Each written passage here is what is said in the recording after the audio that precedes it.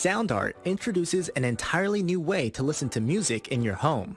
By combining the best of two products, a revolutionary high-fidelity, low-profile Bluetooth wireless speaker with beautiful artwork. Select from a library of artwork or upload your own photos to personalize your experience. SoundArt ushers in an era of invisible, beautiful, and amazing sound throughout your home and redefines your entire entertainment system.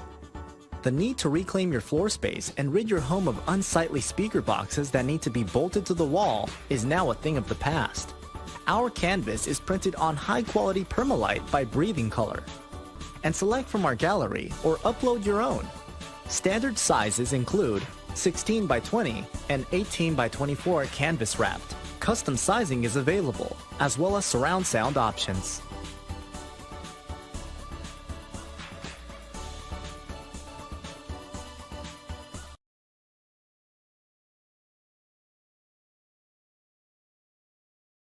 After months of quarantine, we're all interested in how we can become our best self. The team at Permanent Makeup and Cryo is here to help you get the flawless makeup look every day without the extra effort or time. When it comes to your appearance, you deserve the best care that money can buy.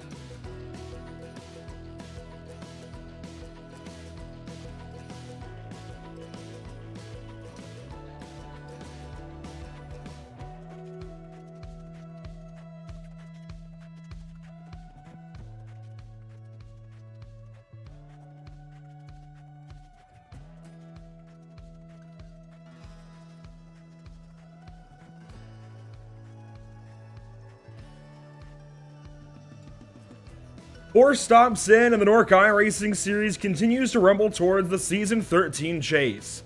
It's still early in the season, but already, drivers like Daniel Falkingham and Tyler Justice are hitting mid-season stride, while the rest try to catch up. Welcome to the NORC iRacing Series on Pitstop TV. Andrew Cardinale with Emerson, Arden, and Joe Donahue alongside this evening, and Trey Shuttlesworth out and around the racetrack grabbing photos for us to enjoy on social media. We welcome you once again to our Facebook, YouTube, Twitch, and Twitter coverage as we get set to go for 134 laps in the Bluegrass State this evening. And we're in the virtual Sparta, Kentucky at the one, the only Kentucky Speedway. Emerson, we take a look around the 1.5 mile SMI facility, 2.4 kilometers thereabouts. 17 degrees of banking down in turns 1 and 2, and now flatter turns 3 and 4 gives us about 14 degrees of banking, a progressively banked front stretch, and only 4 degrees of banking down the back stretch. It's pretty well cut and dry, a normal cookie cutter, aside from the fact that the two ends of the racetrack are differently banked, but we're seeing that become a trend here as time goes on. Yeah, absolutely. I think, I forget who said it, but somebody made a comparison to, it's the inverse kind of how Texas Motor Speedway is, the new Texas Motor Speedway is, and I'm very excited because you get, two kinds of racing in those corners at Texas, but here at Kentucky, it's a little more, I guess, you're not on the throttle as much as you are at Texas, in the bank corner. 17 degrees of banking, that seems like a decent amount, and it is, you'll notice it, but it's not wide open. These drivers are going to have to really manage their tires in that corner, and then 14 degrees of banking in 3 and 4. It is so tough to get that car to rotate over the long run in 3 and 4. Yeah, I think, Emerson, one of the big things to think about is that back straightaway, a little bit straighter than the front stretch, so you get the chance to get that car up to speed a little more, and then you go into a corner that's got less banking. So definitely something these drivers are going to have to think about when they go into that turn as they go through the entirety of the race, watching tire degradation, all that good stuff that they have to deal with over the course of the runs that they race here at Kentucky. That's a pretty big factor, and I think the banking in turn 1 is going to let them get out onto the backstretch pretty quickly. As I said, we're 4 races in now this evening to the NORC iRacing Series, at least here in Season 13, so we have some point standings to look at, and this is now updated to show positions 11 and 12 as being into the NORC iRacing Series. Chase, so take a look at your top 12. Currently, Daniel Falkingham still up top with 2 wins, and Tyler Justice knocking on that door of first place just a little ways back. Zoltan Hergzag, he currently sits in the 3rd position. I do want to mention, I do think I did miss the point total there for Falkingham's name, but the deficits are all updated. Falkingham actually has 171 points, but all the deficits from second on back, those are updated. So in that regard, they are all updated. These are current points, at least in terms to the race leader. So Zoltan Hergzag on the move after last week's run at North Wilkesboro. David Schutt, Tommy Gossett, they hold tough in the top 5. John Barry, he is up from about the 9th or 10th position into, well, darn near the top 5, only 2 points behind Tommy Gossett. Will Klein makes his jump up, and Chad Oxendine goes from 19th spot in the points, Emerson, into the top 10. You've got guys like Cody Miller currently hanging on to a chase position, Aaron Smith, then Sheldon Lockie, Brett Pancari on the outside looking in, but they have been oh so consistent, as well as Howie Briss. Jared Darling is getting there, Elijah Gracia even, but there's a lot of work to do as you get down to about the 17th position or so. Yeah, absolutely. There's a lot of drivers that are just on the outside of that cut line right now that have had some great runs. You mentioned Pancari. He was running pretty well towards the end of North Wilkesboro. So I can see a lot of these names. Jared Darling, he's shown some pace this season, but not been able to finish the deal. There's some names in that bottom 8 that are definitely going to be able to make their way forward. And again, we're only 4 races into the season. The season hasn't even really began to take form yet. So there's still a lot of racing to go, a lot of points on the table, a lot of spots to be decided. It's going to be a fun little night. Yeah, as I look at this point standings for my first time here on the broadcast with the NORC show on Pit Stop TV, I look and I see there's just, 4, there's 1, there's 2, maybe 3 points in between drivers in the grid. So maybe you're sitting in 16th, 17th, maybe you're up in 9th, 10th, but you don't have a big buffer between positions, and you could very easily have a bad day and fall out of that grid. So if you want to stay up in the top 12 or even progress up into there, you have to be consistent week in, week out, and I think that's something those guys all through that order from maybe 8th to 15th even, a whole bunch of cars are going to have to be watching out for all the way through this race tonight. And some stats to add to this, just to pad everybody's egos a little bit, some of these guys inside the top 20. Tyler Justice has an average finish and leads the NORC iRacing Series currently of 2.75. Daniel Falkingham 1 spot behind him at 3.75. Then it's a big drop in relative terms down to Chad Oxendine at a 7th position average finish.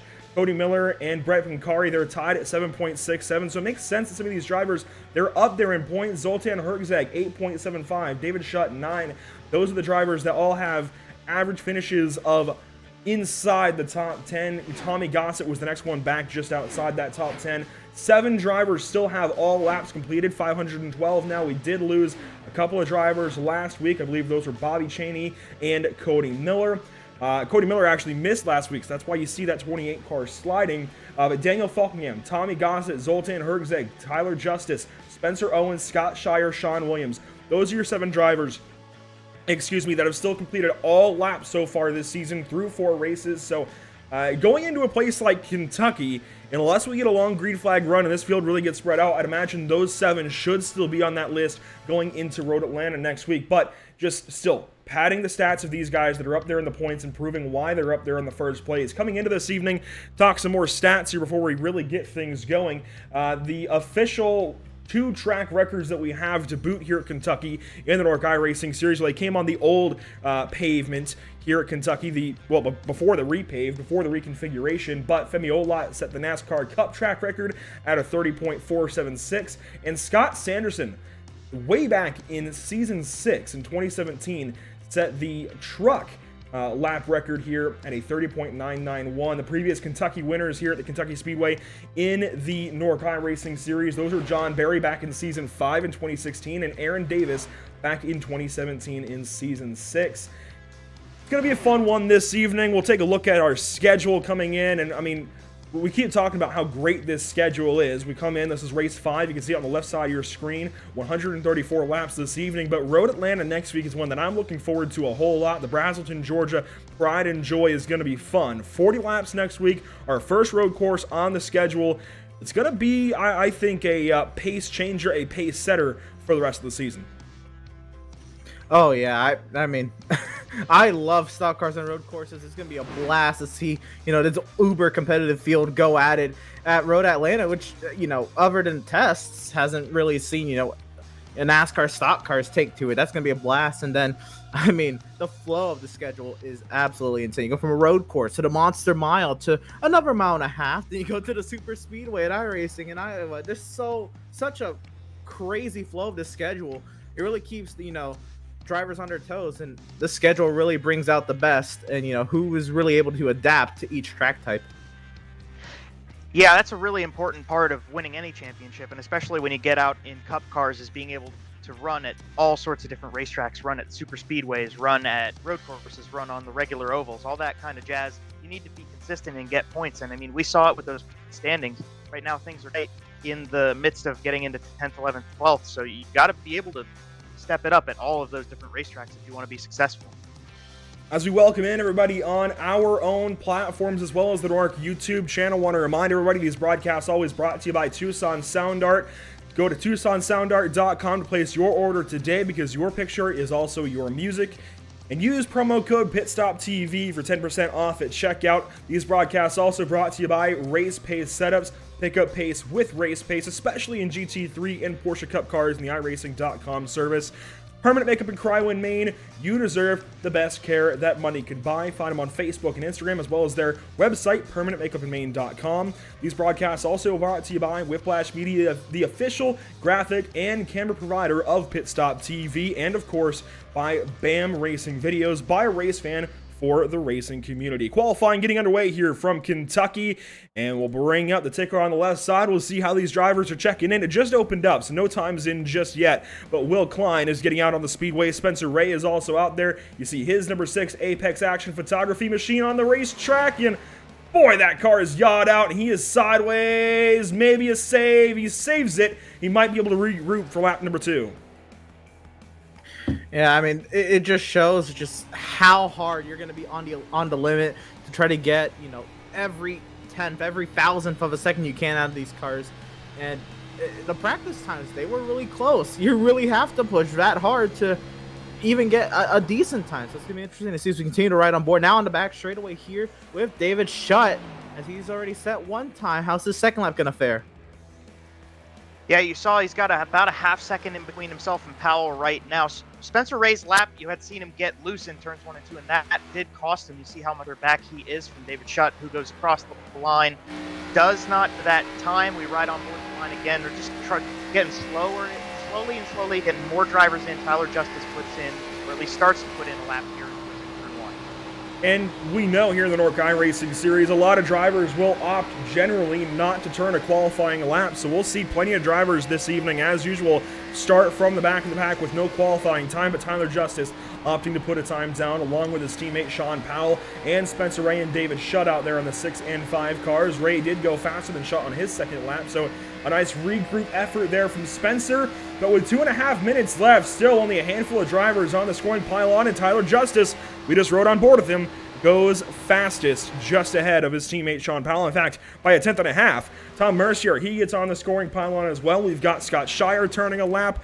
Here is his number 4 car. And I mean, that's really about it so far. But other drivers on the speedway, here's Terrell Baker. Ariadne's out there as well. Let's take a look at his number 23 car. I don't know if he's coming around to complete a lap or start a lap, but here he comes. We'll watch Ariadne cross the line, and I believe he's starting a lap, so this is going to be a fun one to watch here. And he's going to really get down to that yellow line. Oh, little bobble in the center. We'll see if we can keep it up down the back straightaway, keep that momentum up. Coming down the backstretch, he will go. We come back to The 44 car going to come across the line right here. First lap underway for this machine. There's just a lot of guys just slowly ticking up through here, and this is something for me to see this as the first time here with NORC. It's kind of interesting how spread out everybody is right now. It's pretty cool, and it helps us here at Pit Stop TV keep track of everybody, that they're just all going out person by person, and we're getting about one or two out there at a time, setting fast lap times. Two-time series winner so far this season, Daniel Falkingham on the Kentucky pavement, just starting his qualifying run.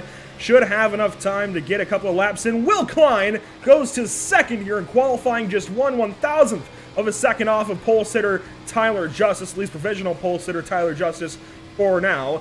Daniel Falkingham, we'll see what he can do down in turns 3 and 4. He's going to opt to go way down onto the inside of the course, and right on that yellow line on entry, a bit of a wider apex, and right out to the outside wall using all of that pavement. We'll see what he can do off of the turn 4 banks across the line with 36 seconds to go. He goes third quickest, and he's going to abandon his second lap time. So Daniel Falkingham looking like he'll start from the inside of row number 2. Meanwhile, last week's winner, Chad Oxendine, on the course. Chad Oxendine trying to go back-to-back here. Completely different track than North Wilkesboro is, but we'll see. I mean, obviously that 66 can get her done. Coming through 3 and 4, running about a lane higher on the entry, and then I'm going to wash all the way up to that wall. Want to get all that momentum to the line, and with time ticking down, he's going to barely get it in. Fourth place. Fourth place there for Oxendine, and he's going to abandon that one as the qualifying time runs out, and we get ready to go tonight. Very exciting. Will Klein got that pole, but hey, there's plenty of race in this one, so anybody could get up there by the end of it. We'll walk you down your NORC iRacing Series starting grid from the Kentucky Speedway. Adding to the list of pole winners this evening, Tyler Justice, now the 5th different pole winner this season in the 5th different race, joining Sean Williams, Zoltan Herzeg, Daniel Falkingham, and Chad Oxendine on that list. And of note, the last 2 races, Michigan and North Wilkesboro, each time, the pole winner has gone to victory lane. We'll see if that changes this evening, or if Tyler Justice continues that streak and makes it 3 in a row to the inside of Will Klein for the start of this race. Starting on the inside of row number 2, however, Daniel Falkingham, Chad Oxendine, a couple of race winners there in that second row. Starting at the inside of row number 3, it's Terrell Bakery, everybody's favorite. TCB rolls off 5th, Elisha Grassi to his outside. Starting 7th place this evening, making his first NORC start of the season, his return to the series, Anthony Emery in the 44 car out of Texas, along with Jared Darling out of Illinois. Starting at the inside of row number 5, it's Ariati in the 23, Sean Powell in the 10th spot. Row number 6, you're going to find a 6-car Spencer Ray. We saw his wild ride in qualifying. David Schutt was also up there. He finds his way back to the outside of row number 6. Row 7 will find Tom Mercier and John Barry. They'll be rolling off in row 7. Row number 8, we're going to find Scott Shire and Hayes Booth, trying to see if they can get some runs going this week. Find our way back to row number 9. It'll be Cole Freilich and Aaron Smith. Last time we were at a mile and a half, Aaron Smith brought out the only caution, looking to do a little bit better this week from the 18th position. And in row number 10, Bobby Cheney and Zoltan Herzeg round out the top 20. You roll back to 21st spot on the grid. You've got Cody Miller in car number 28, and Spencer Owens will be starting 22nd on his outside. Go back a spot further to 23rd, you've got Sean Williams in car number 89, and his outside in this row 12 will be Zach Lindgren in car number 85. Nicholas Carousel in car number 30 in 25th, and 26th starting for Brett Tunkari in the 35 machine tonight. Roll back to 27th, you got Patrick Colby in car number 9, and on his outside, Josh Robin in car number 8, starting 28th on the grid. 29th is going to be Taylor Frey, and rounding it out, the top 30, that is Justin Ford in the 00 machine. 30 cars is all we've got this evening. We are ready to go racing from the Kentucky Speedway. 1.5 miles, 2.4 kilometers, the entire field of 30, getting ready to go at it for 134 laps. 200 miles the distance this evening. To these guys getting out onto the Speedway for the first time, at least as a full and cohesive group behind that iRacing pace car. This is going to be a fun one, boys. I'm looking forward to it. Looking forward to our second kind of race of the meat and potatoes of any NASCAR schedule. It's a mile and a half. It's going to be fun, as always. I expect a lot of green flag racing based on Kansas a few weeks ago. But you know what? Anything can always surprise us, especially at a place like Kentucky. As we roll the field into turns 3 and 4, I'm amazed that we actually had a lot of great cars towards the top of the field, a lot of mixing up as well. I think I expected a lot of those guys that either didn't qualify or qualified a little bit lower on the field, maybe to be in that top 5, but we'll see how things go. As we get ready to go green flag racing, we'll turn things over to the NORC iRacing Series. Hype Man, TCB, take it away. All right, boys, here we are here in Hucky. Everybody be careful. It's a little slick out there. Gonna get a good old real slick.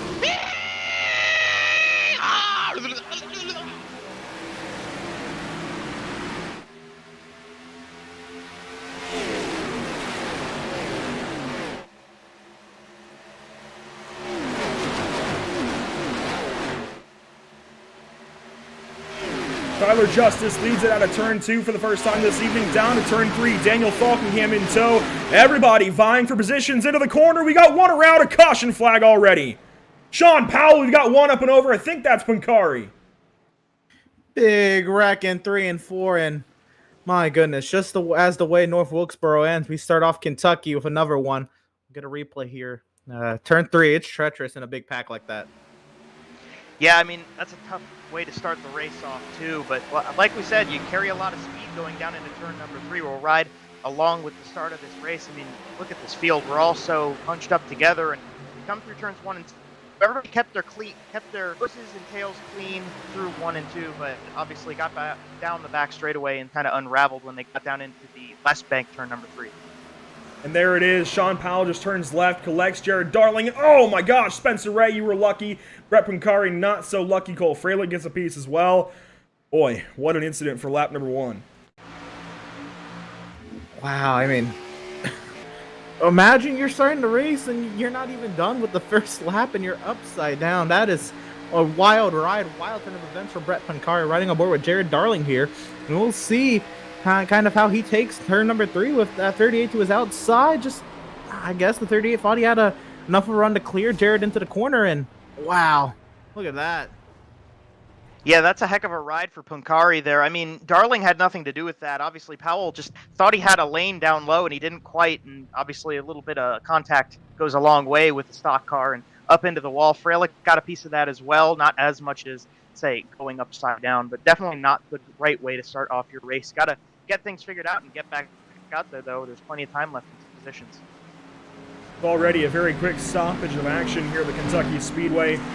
We're looking forward to getting this one going and see how this might have gone green flag, but already you see how treacherous it's going to be, just vying for positions, vying for space in a group like this. And Kentucky is so line dependent that if you're Sean Powell, you've got to do that on lap 1. I think from the get-go, you've got to fight for the lane that you need in order to better your race, at least from your perspective.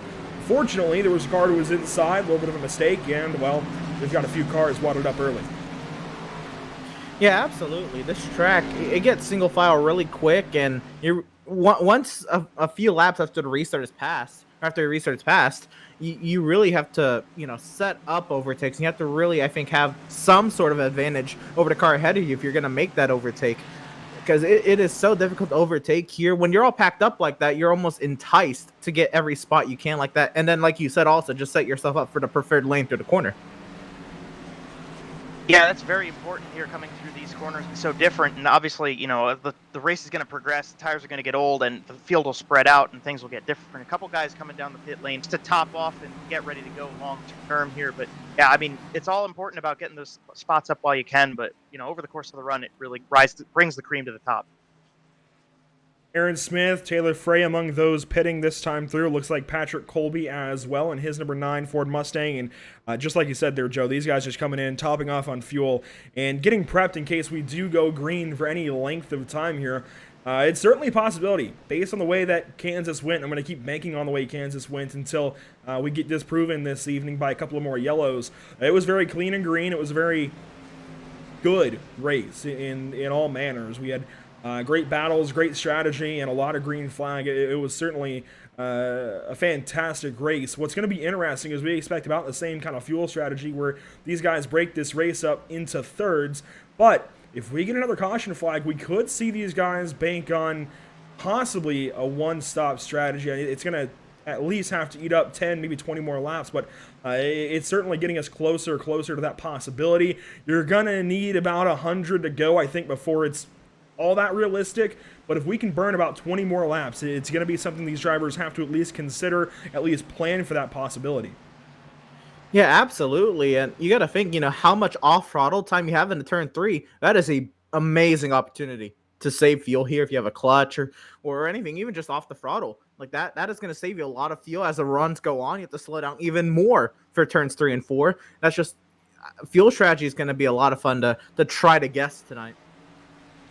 Yeah, we're far enough ahead into this race right now that you can bank on long runs, and if there isn't a long run, if you get a quick caution, again, it doesn't really hurt anybody. You save your fuel now, progress how far forward you can go in the race before you have to come down the pit lane, and obviously, you maybe can just get caught out by something nice and get up there further when maybe a yellow comes out or maybe the green flag pit stops goes through. Getting ready for our first restart of the evening. You see the field doubled up as per usual in that shootout restart formation. Let's take a look at our weather for this race. It's a bit warmer, the warmest race we've had so far. We've been down in the low 70s last week at 77 degrees in Wilkes County, North Carolina. Now as we get into Kentucky, we're starting to get later in the year, get closer to summer. We're at 82 degrees in the air. That makes 89 degrees on the racetrack. It looks like we are getting closer possibly to sunset, so we might just see this race go into dusk this evening. We might see the lights come on here at the Kentucky Speedway. It's going to be close if we do hit those nighttime hours. But again, 89 degrees on the racetrack, the warmest we've had so far this season, I do believe. Certainly the warmest in the air, so that's going to change things up as well. And certainly force these drivers to look around as we're already speculating as they may. Coming up, double file to the restart zone for the first time this evening. Tyler Justice still in control of the field, looking for his first NORC win in his first NORC season. Daniel Falkingham straight away in behind, and we race down to turn 1.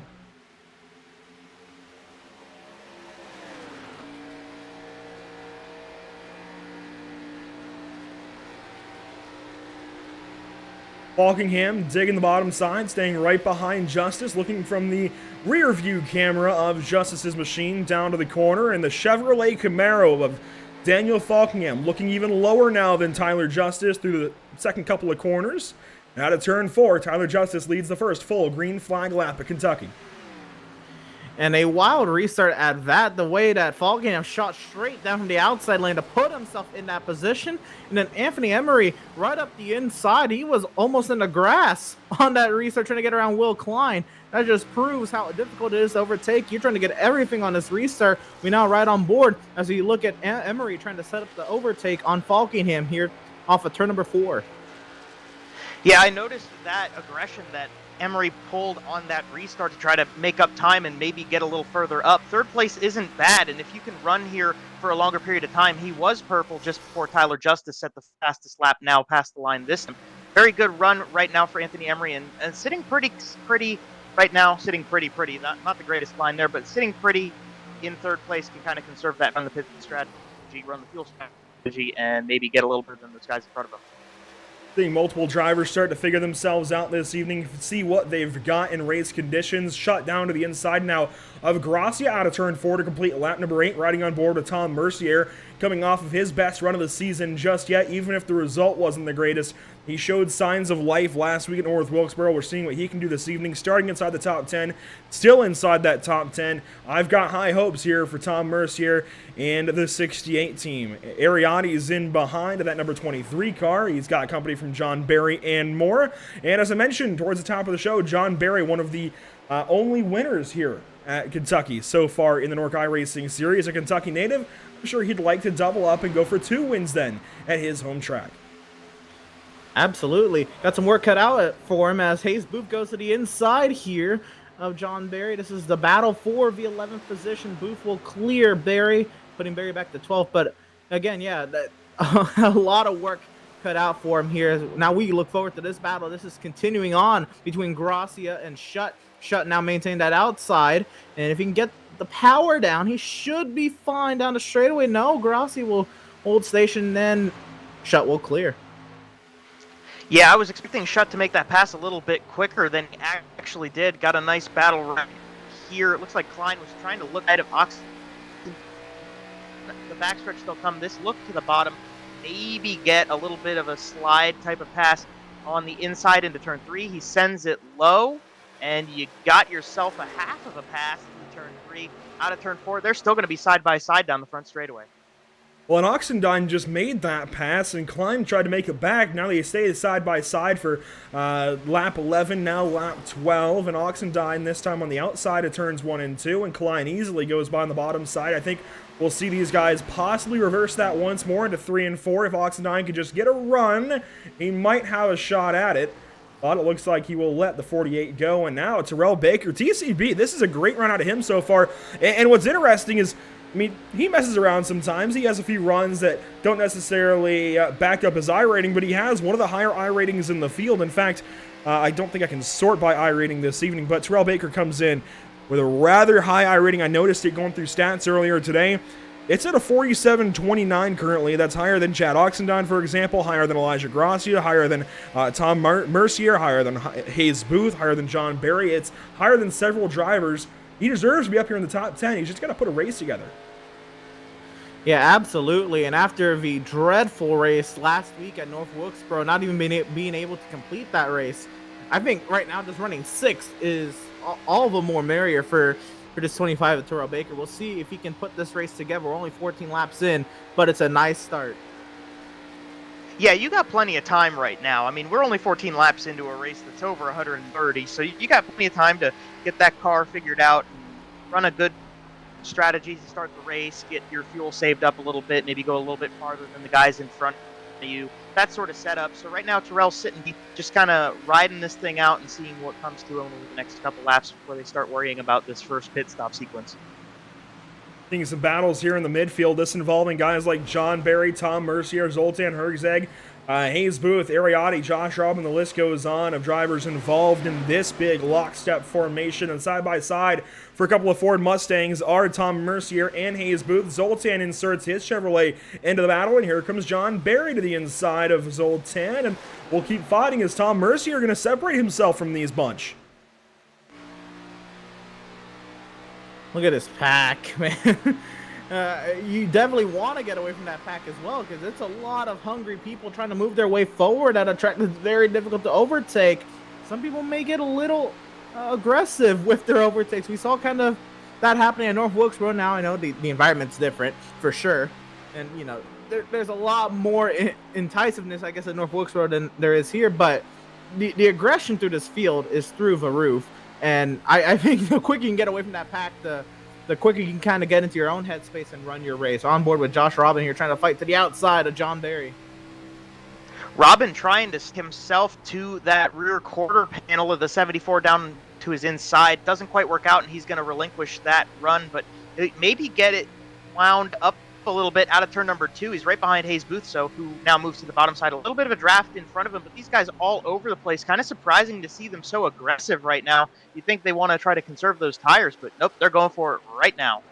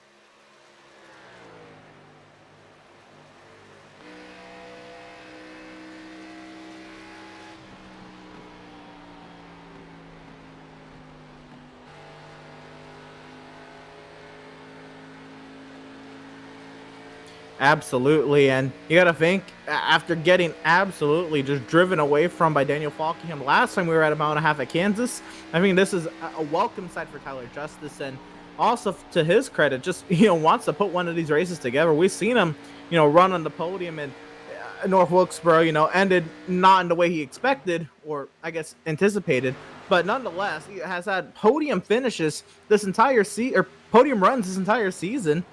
And just trying to put on that top step of the podium, this is going to go a long way to setting that up. Now, again, long race to go, well over 100 laps left, but you got to start by being out front. Yeah, I was going to say, Emerson, there's only 22 laps in the book, so as we're looking at Barry trying to make a pass up into the top 10 right here, Justice doing a very good job up front and showing off what he's got, and, if the track stays this way for a while, he should be able to get a nice run going. But another guy with a nice run going is Mr. Barry, making that pass up into the top 10 once again. We'll see if 24 of Cheney is going to make that pass, and he does. Hayes Booth maybe trying to follow as well as to come back onto the front stretch. A whole bunch of guys passing Gracia right here. And John Barry works up into the top 10. Gracia now sliding a little bit further back, the 42 car. Not quite working like he'd want it to so far this evening. There's the 8 car of John Strobin behind him. This guy, Jared Darling, as well, in the top 15, holding steady, even with that lap 1 contact with Sean Powell. Certainly on a bit of a recovery drive right now, just trying to keep himself in this race. He's had a few rough weeks. He got some damage this evening, and just trying to keep himself alive. Yeah, I think a decent run needed for this one car is an understatement. He's just trying to finish this statement. As Ariotti will clear him off of turn 2, he's falling back to 16 here. Now he, again, one of the first drivers who have pitted on that lap for caution, trying to claw his way forward. But if he can keep those tires under him, he's going to be able to try to negotiate some sort of strategy to claw his way forward, and that extra tire life is going to be able to give him that. He's going to give him some options, and we're going to see that play out here when pit stops come somewhere in the next 20, 30, 40 laps. Yeah, not the greatest start to a race in the world. Darling getting caught up in that initial incident. Obviously, not too much damage on that one car. Has some work to do to get into the field, and while there is still over 100 laps to go, you got to try to make up time as you progress through the race. So right now he's trying to trek forward and make up the time, just like second place Daniel Falkingham has been doing slowly but surely to catch up to Tyler Justice.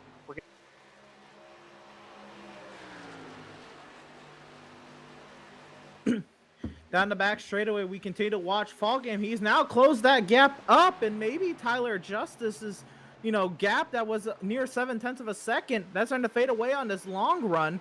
It's now cut in half, and even getting even smaller. Falkingham showing his dominance over the long run potentially. He's going to close right up to Tyler Justice, but catching and passing are two completely different things at a track that's so difficult to overtake. We'll see what Daniel Falkingham's able to do.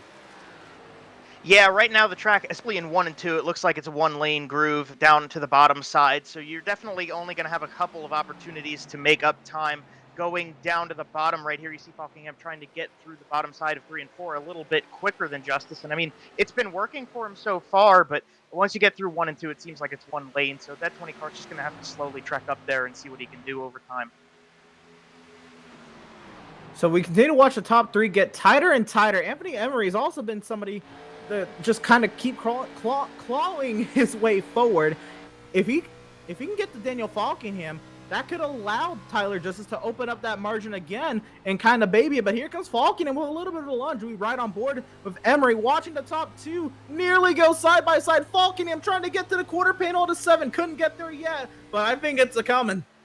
Yeah, Falkingham's got some speed right now, and he is figuring out how he can get around that 7 car. Over time, Falkingham's going to have watched what Justice has done in 1 and 2, 3 and 4, figure out where he's strong and where he's got some weak points that maybe Daniel can get a run and make a pass on the 7 car, take the race lead. At the same time, Anthony Emery's been watching the both of them race each other and been thinking about how am I going to get myself into this picture, and it slowly but surely seems like it's working out for the 44, just as much as Falkingham's getting a chance to maybe take the race lead.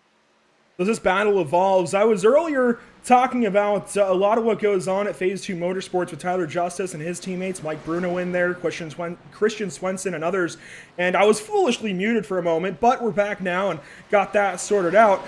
But a lot's been going on for Tyler Justice over the last couple of years. I've raced with this guy a lot, I've broadcasted with him in races a lot, and I've seen as he's changed as a driver over the last couple of years, particularly 2017, 2018, a little bit through 19, and now into 20 and 21 as he has a battle to the inside from Falkingham.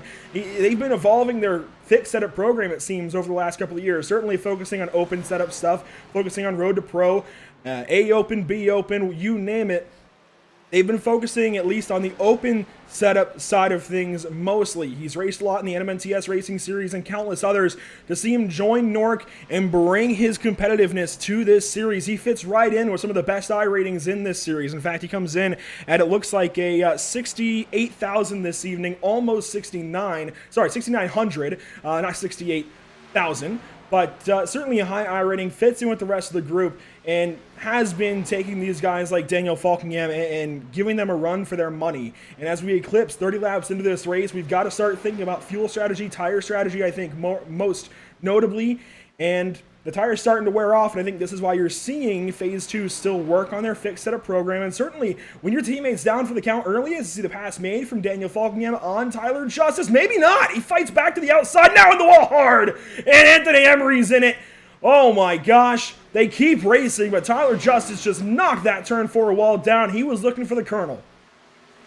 Oh my goodness, that's gonna be a massive blow to Tyler Justice's race. He's gonna have to either, deal with this very quickly or get it repaired on the next round of pit stops or something, because that was a heavy hit. We're going to get a replay here.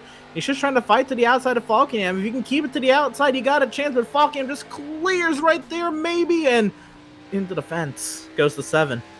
Yeah, what happened right there, Falkingham went to the bottom side and the car got tight underneath him on corner exit.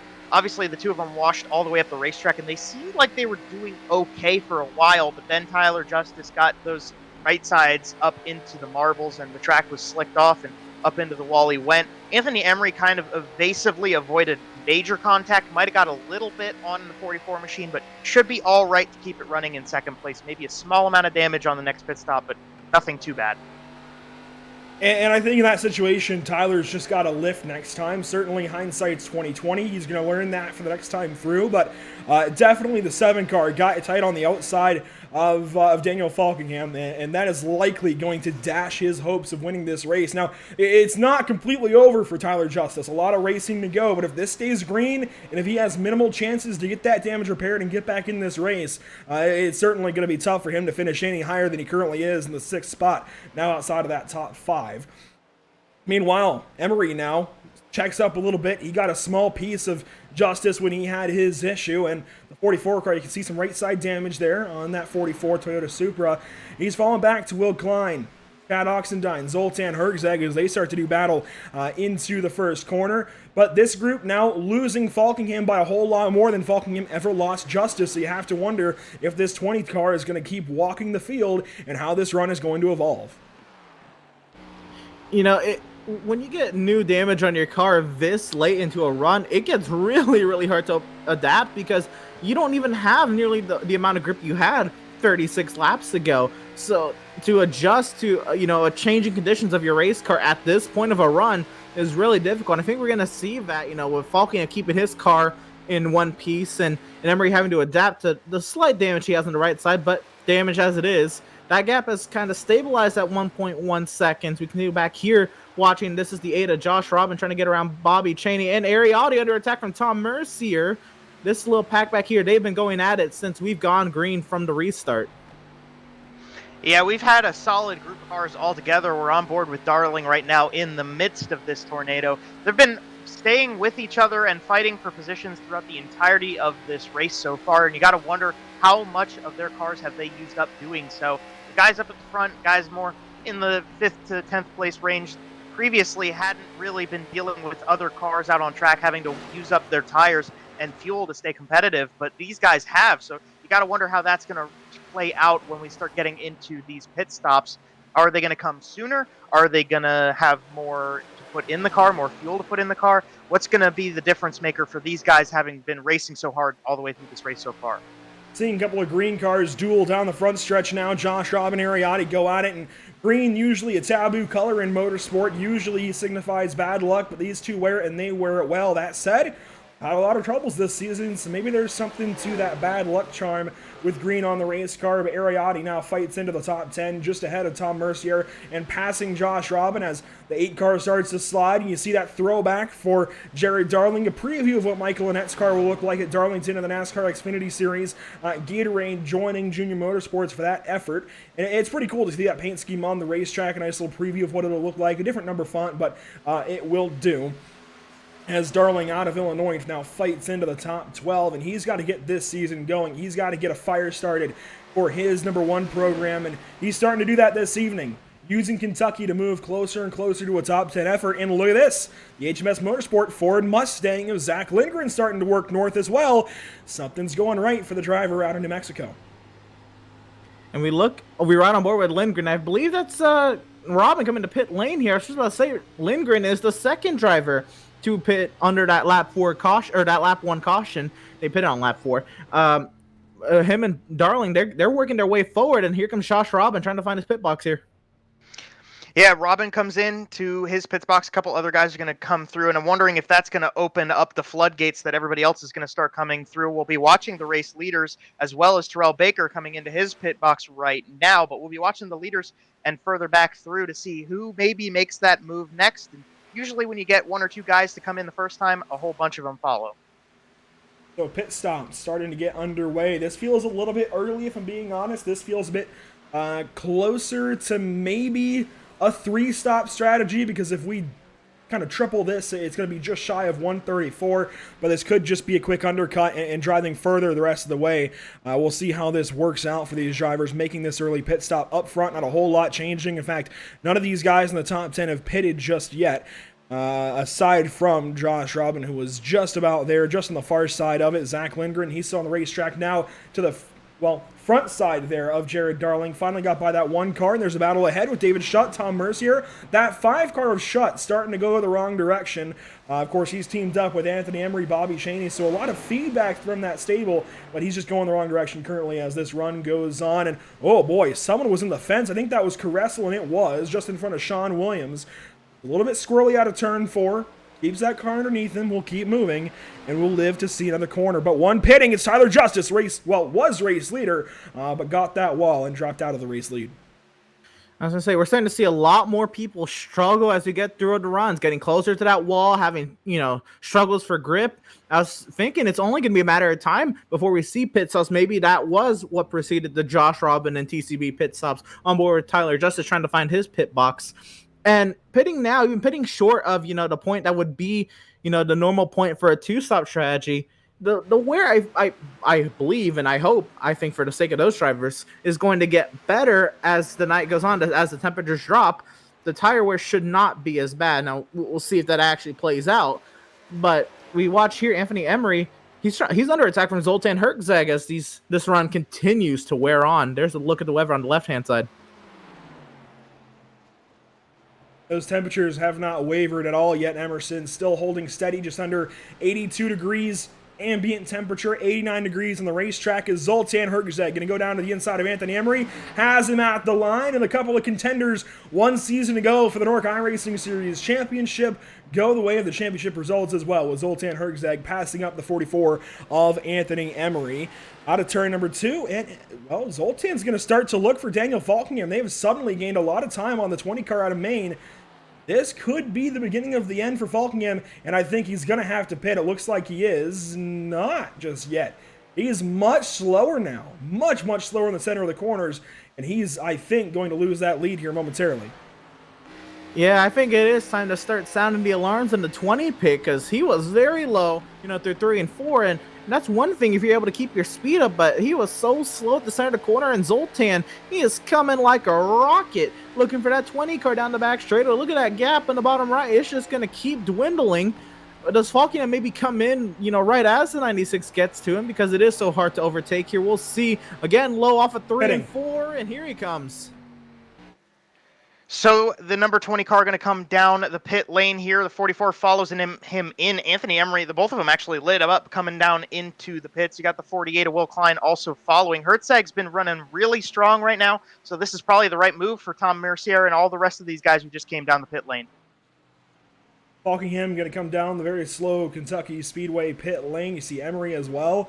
And they will come in, and I would hope both get 4 tires. These drivers have 3 extra sets they can set on the cars, so basically locked into no more than 3 pit stops this evening if they want to keep steady. That gives you basically 4 runs to the end total that you can work with this evening. Klein's still in the pit lane. He'll leave a little bit later than I think he maybe came in, and maybe lose a couple of tenths possibly to Falkingham and Emery. Falkingham gets out back in front of that 44 car. We'll see how this all shakes out in due time. Zoltan Herzeg down the back stretch, and I believe he's put a lap then on Daniel Falkingham. He has, and Anthony Emery. So that's the cost of pitting, a lap and a half thereabouts as Zoltan works up around the front stretch, and he's clearly, I think, going for a 2-stop strategy, whereas those other guys, they're a little bit closer to the line, and if they undercut at some point, they might be caught out having to save some fuel, but it looks like Zoltan definitely well and committed to the strat. Yeah, absolutely, and he didn't even pit on the lap 1 yellow, so he's still out here on what he started the race with. Granted, was able to save a little bit under that yellow. Granted, was tires or fuel. We continue to ride with Zoltan Herzeg as he works his way through 3 and 4. He'll stay out another lap, and this pace towards the end of the run is not going to show, the advantage of it right away. This is going to be something he builds on over the long run, maybe towards the end of the second stint for Falcon, and we'll see maybe Zoltan catch him even quicker than what he did that first stint, because he's going to be on fresher tires than Falcon, and when Zoltan does eventually pit, if we stay green as well. And second, he already had the pace to outclass Falkingham, just getting to him before Falkingham even pitted. So this is really going to work out into Zoltan's favor if we can keep this run going. Yeah, I was going to mention that there, Emerson, that Zoltan at the end of the run seemed like he had that car underneath him a lot better than Falkingham and the rest of the guys that were up in front of him. He slowly trekked up through the field while everybody was coming through their pit cycles and whatnot. But, I mean, you talk about it, Andrew, a lap and a half is the commitment you have to make if you want to come down the pit lane. And if you go a whole pit stop less during this race, that's a whole lap and a half of a lead you could be able to build over the rest of these guys. So maybe what Emerson said, and it's going to build over time, maybe you give up a half of a lap over the course of the run, maybe even a lap over the course of the whole race, but by the end of it, you've gained a lap and a half back by not having to pit. Cody Miller in the pit lane. He won this season at Daytona. Missed last week at North Wilkesboro, but trying to recover a little bit, trying to gain some points. Jared Darling also in the pit lane. He's going to exit his box. Looks like somebody who was second place a few moments ago, John Barry, finally comes down the pit lane on lap 52 onto 53, and will take his 4 tires and Sunoco race fuel, if you will. And here comes Falkingham. This is how quickly those tires have benefited the 20 car. We'll see how things shake out. I like the possibility of trying to save that pit stop. I certainly am always a fan of fuel strategies, but I just don't know if it's going to pay off like maybe we're thinking, as Falkingham had to check up hard there in turns 1 and 2. And we'll go on by the 96 car of Zoltan Herzeg. Only time will tell how exactly all of this is going to work out. We thank you for joining us here on Pit Stop TV this evening. As always, a big thank you to our partners here at Pit Stop TV, Tucson Sound Art, Race Paid Setups, Permanent Makeup and Cryo in Maine, Whiplash Media, and BAM Racing Videos. Lap 54, now complete, 80 laps to go. Emerson Arden, we're still waiting for our leaders to pit. Yeah, at this point, I think they're making their bed. This has to be where you cut a pit stop out of this race, because Falkham's going to get such an advantage over Herzeg at this point that maybe Herzeg is not able to pull off that gap, and this really, I think, does have to be a stop out of the race, or hoping for a yellow or something to fall in his favor. But that 96, he was smart. He was smart last time at Kansas. We'll see if he can keep it going here at Kentucky. Yeah, if you've got the advantage from Kansas, I would think Kentucky would play into your favor. Herzeg, the end of his run really surprised and impressed me when everybody else was still out on the racetrack. But obviously right now, everybody else has come through the pit lane. They've got the fresh tires. They've fueled up on fuel. Everything's ready to go for another run here. But Herzeg's kind of just running out the ending stages of what he's already got. And we can see the lap cars just coming past, going flying through. The 96 car losing lapped cars behind him just quicker and quicker as it goes on. And we've only got 10 laps before we're halfway through this race. So I don't know, when do you cut the losses? And if we're looking to that driver for the Delta who has pitted but is trying to chase down Zoltan Hergzeg before he makes his stop, well, Daniel Falkingham is in turns 3 and 4. He's already back up into the top 10, in fact, in the 9th position. And we'll see when he crosses the line to complete lap 57. There he goes, actually 56 for him. And this is where Zoltan Hergzeg is. So that quickly, you see pretty much the length of the front stretch, maybe a little bit under. Maybe probably 2/3 of a front stretch so far for Falkingham over Hergzeg, which basically gives him, what, 3/4 of a lap that he's still going to make up. So that time, that delta that Hergzeg had when Falkingham pitted is quickly closing, and I think, man, it's going to be close by the time Zoltan Hergzeg pits. And then another thing you have to factor is you have the early caution, so you kind of have to factor that into your pit lap. If you're trying to pit at halfway, you have that caution, maybe go 68, 69, maybe 70 instead of pitting at 67 to kind of counteract, how much you may be saved under that caution. Here comes Sean Williams.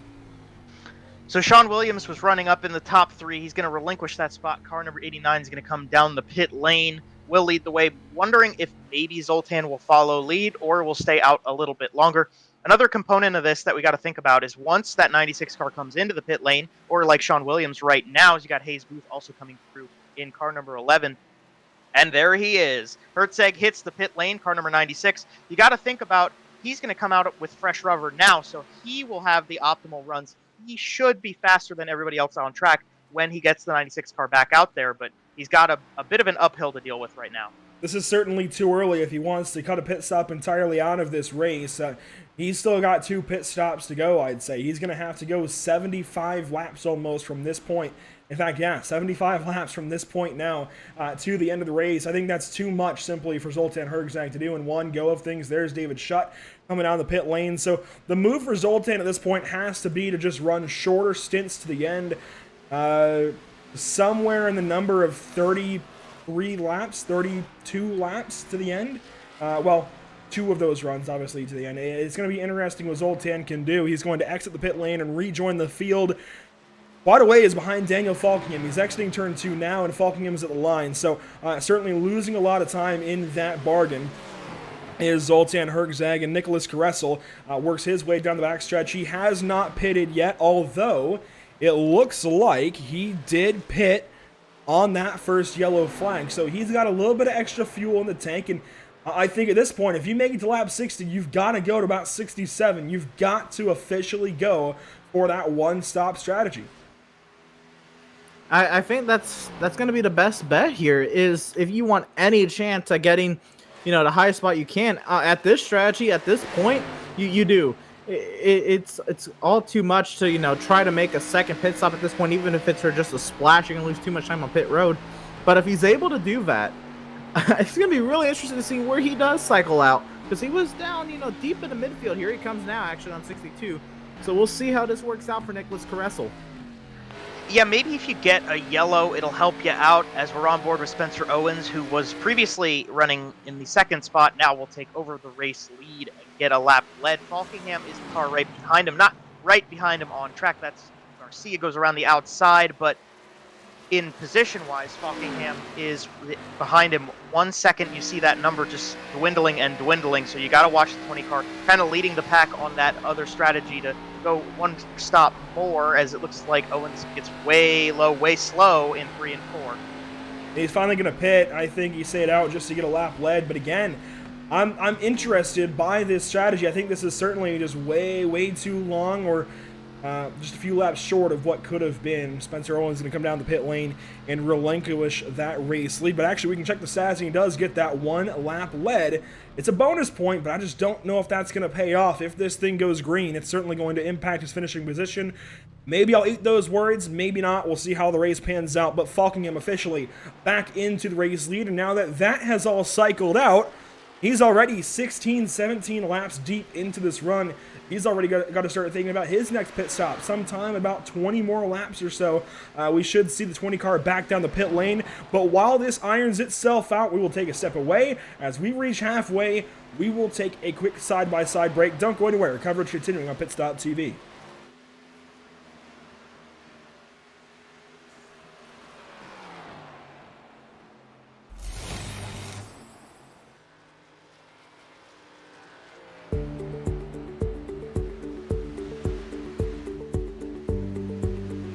Sound art is a product that is a speaker and it's art. We combine it together and we call it sound art. What makes it so unique that any picture can be your speaker? Sound art gives you the high quality sound without the ugly speaker. This isn't a picture with a speaker, the picture is the speaker. Just imagine your wedding picture uploaded onto a canvas and now it's speaking 10,000 tunes.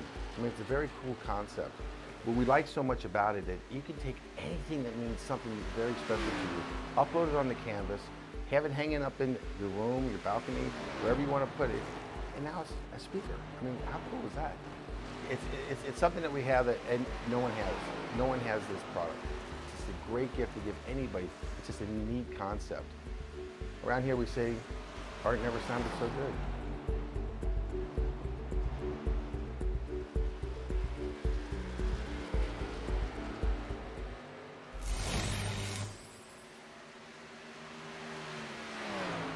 Have you found yourself trying to hide your joy because you're unhappy with your teeth? Your smile is the first feature noticed in an interview, on a date, or in family photos. We want you to be able to shine bright as your best self, and our teeth whitening system is the perfect step toward restoring your confidence. After months of quarantine, we're all interested in how we can become our best self. The team at Permanent Makeup and Cryo is here to help you get the flawless makeup look every day without the extra effort or time. When it comes to your appearance, you deserve the best care that money can buy.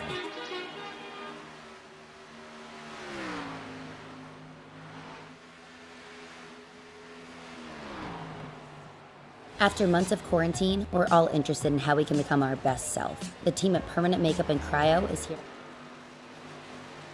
Thanks for sticking with us there. As we took that quick break, stepped away, got a drink of water. Falkingham led at halfway, as you saw. Nothing's changed, although there is a battle brewing back here.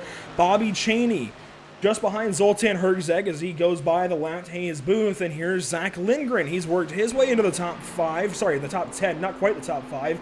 He's not too far back, though. He's only in the 8th spot here. Emerson is certainly working his way north, along with guys like Bobby Chaney and Ariati, just continuously working through the field. Zoltan Herzeg working on his run back through the field as well. Yeah, absolutely. The run for me, I mean, we ran more with Lindgren, by the way. He was one of those who pit on that lap 4 caution. I believe he is now the highest running of those to make the extra stop Lindgren as he is.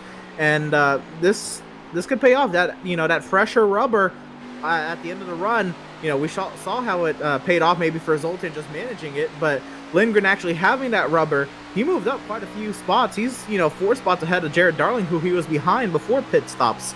And then Zoltan Herzeg, man, he is 10.5 seconds and quickly dwindling behind Daniel Falkingham, and he is running nearly a second faster. That could be a lot of fun to watch. Yeah, I've been watching Lindgren over the course of this race, and the 85 just slowly trekking spot by spot up through the field, and we're past halfway, so we're getting up to the point where Lindgren's in the top 10 looking for a top 5, and I think that we can see the 85 go further, but I mean, Herzeg's just on a roll right now.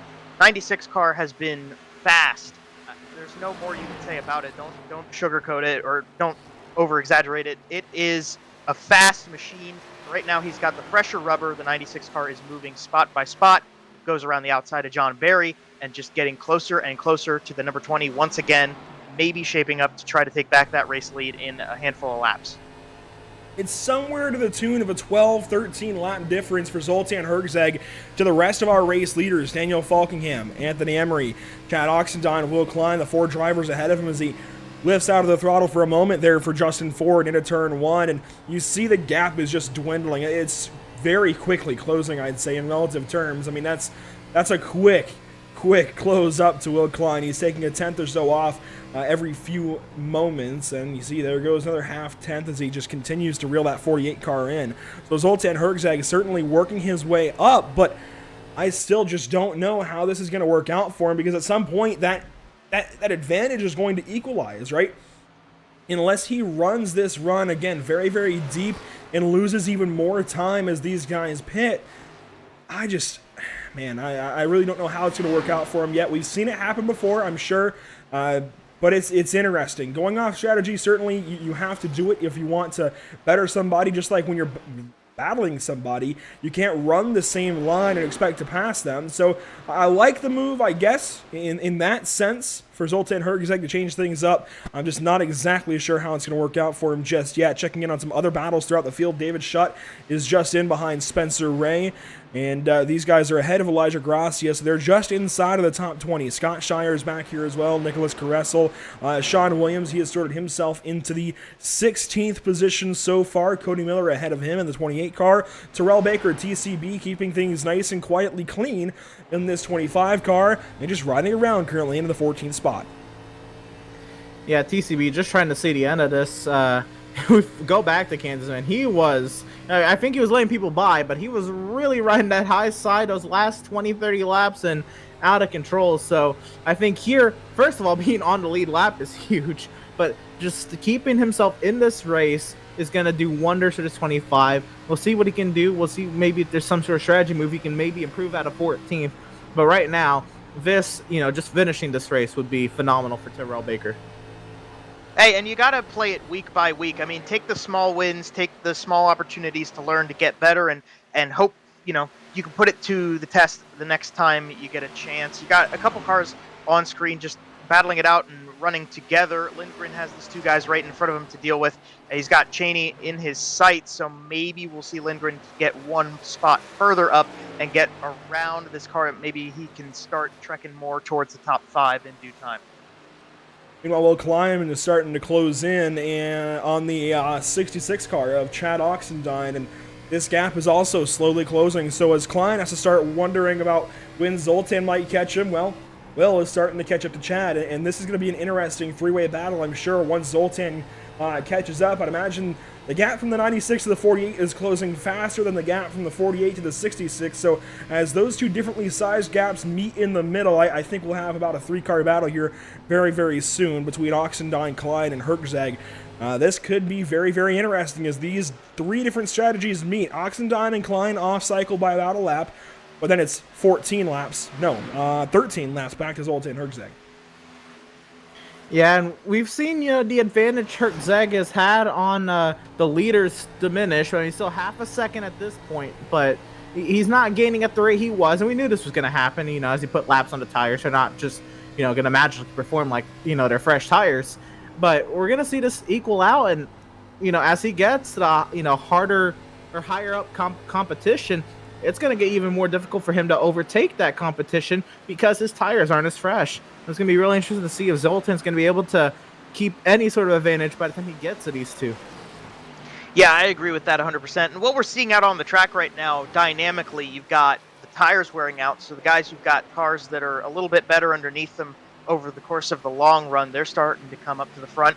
You've got guys like Herczag who pitted later. As you see, Will Klein dive down to the inside of Hoxton. Is he going to make that pass stick? He gets by in the middle of 3 and 4, and he doesn't fade up too high, so he's going to move up. Will Klein now into the top 3, but there's a lot of dynamic things going on, changing the pace of every race car out on this track, and you're just starting to see it culminate into some nice battles on track. And it looks like, Will Klein certainly got to Oxendine a whole lot quicker than Zoltan got to either one of them, so that battle kind of fizzes out quicker than I thought it would. So Oxendine loses that 3rd position, falls to 4th, but still in the top 5, which I think is a fantastic way to back up a race win at North Wilkesboro 1 week ago. The sun is setting here at the Kentucky Speedway. You can see the sky is getting a little bit darker, the sun getting a little bit lower in the sky, and we've got that kind of golden hour look around the 1.5 mile Speedway Motorsports Incorporated facility. Boy, does it look good here on the iRacing.com sim. It's recently been remastered, repaved as well. A whole lot has changed here at Kentucky on iRacing, but it looks fantastic. Daniel Falkingham, if you're just joining us, leading this race. He's led now 35 laps across the line that time by. He's on an earlier pit strategy. In fact, he'll be pitting any time now. Much earlier than Zoltan Herkzeg. We're watching climb up through the field, and he's going to catch Chad Oxendine here in a matter of moments. Tyler Justice, he started on pole, led the opening lap until he made a mistake, caught the wall, and a caution flag comes out, and this changes everything. Elijah Drew Gracia, no nose on that HEV Ford Mustang. A lot of trouble for him down the backstretch. Well. First, let's see what happened to Elijah Gracia. But like you said, this changes everything. This strategy is kind of all been thrown out the window. But here's the replay. Gracia is back here. He's following, that's the 6 of Spencer Ray down the front straightaway into turn number 1. Yeah, so he's following Ray into turns 1 and 2. They stay to the bottom side of the racetrack, nose to tail. They got the 4 behind him. He looks to the bottom side right here. We'll see what happens here. Oh, the 4. Oh, the 4 had a huge run out of turn number 2. Unfortunately, Gracia just got pinned, got turned. Nothing he could do in the 42 machine. Unfortunately, hits the wall pretty hard. A lot of damage on the front of this one in the late stages of the race. Not what you wanted to see at all. So Scott Shire gets into the 42 of Elijah Gracia just a little bit, and I want to watch this back, particularly from Shire's perspective. It looks like he quickly closes up after a bobble there from the 42, and oh man, it looks a bit more from that angle like he just drives into the back end of Elijah Gracia. I want to watch this again, maybe from a slow-mo perspective, and I just want to see how this all develops. So the 6 car of Madden, you'll see it right there. He gets loose, checks up, and Elijah has to check up along with him. And Shire's going to go to the inside, but doesn't quite go far enough. And yeah, he simply drives into the left rear of Elijah Gracia, and that's all she wrote. Yeah, that was a difficult balance, to give that car some room, but also keep yourself competitive. Now that spot has opened itself up. And unfortunately, the contact with Gracia turned out to be large enough that there's no more front bumper on that 42 car. Yeah, and that's a tough situation to be in. I mean, you got to be aggressive when you are starting to make passes like that. You see Falkingham coming out of pits right here in the 20 machine. You got to be aggressive if you want to make up time, but you can't be too aggressive, obviously. You see why. So, tough break. Shire definitely didn't want to cause that caution, didn't want to turn a buddy out on the racetrack, but, things happen. It's in the past, and we'll just have to figure things out from here. But Falkingham comes back out on the racetrack. Will Klein right beside him. That might be a nice battle on the restart. We'll see how they do on the restart, but while we have this caution period, let's pick a driver out of the field and talk to him right quick. It's going to be now 7th place running Ariadne. And Ari, it's been a quiet run for you so far this evening, a lot like some of your runs so far this season, but a little bit of bad luck has caught you out. How are you changing things this evening at Kentucky? Honestly, just trying to keep the car clean here.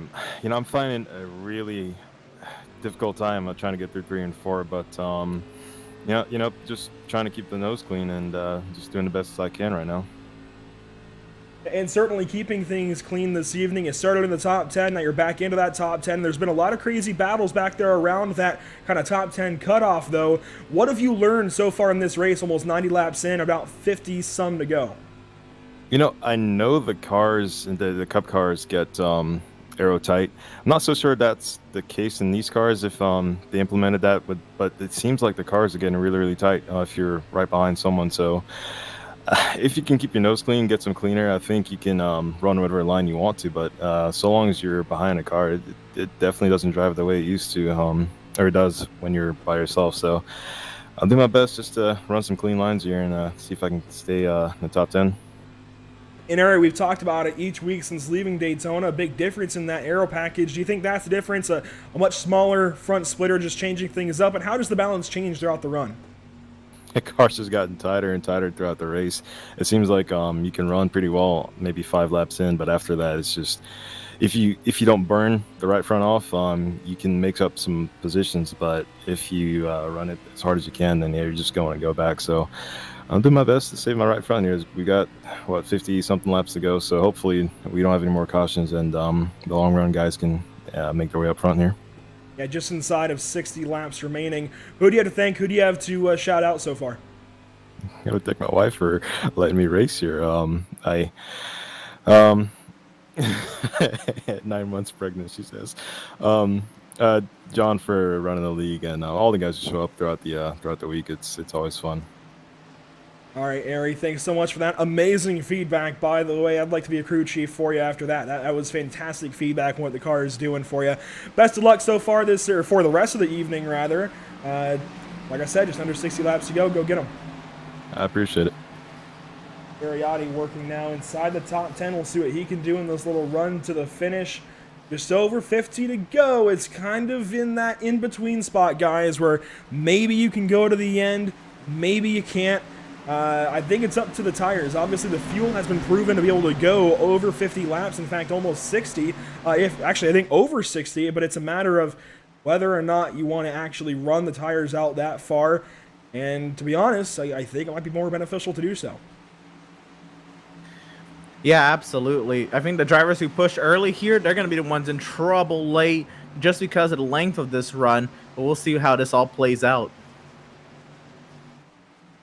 Daniel Falkingham will lead us back to the green flag. This lap 87 of 134 will be second lap 88 of 134 when we grab the restart and grab the green flag, this time by the Kentucky Speedway grandstands. Thank you so much for joining us this evening on Pit Stop TV. It's been a fantastic NORC race number 5 of the NORC iRacing Series Season 13. The whole field doubled up, ready to go back at it. Daniel Falkingham, he launches off the bottom side and leads us back to green.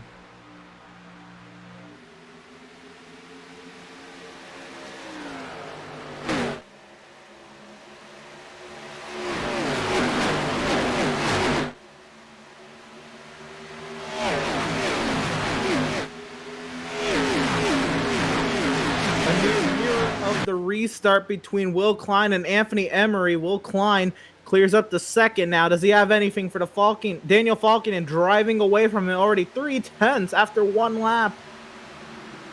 Good start there for the number 20 machine. Will Klein getting on pretty well in second place. Anthony Emery holding on in fourth. And then you've got Hertzeg, whose whole ordeal is just completely different now that this caution has come out. Nice little battle. Oxendine on the outside of John Barry. Those guys, whoa, they're getting all squirrely down the back straightaway.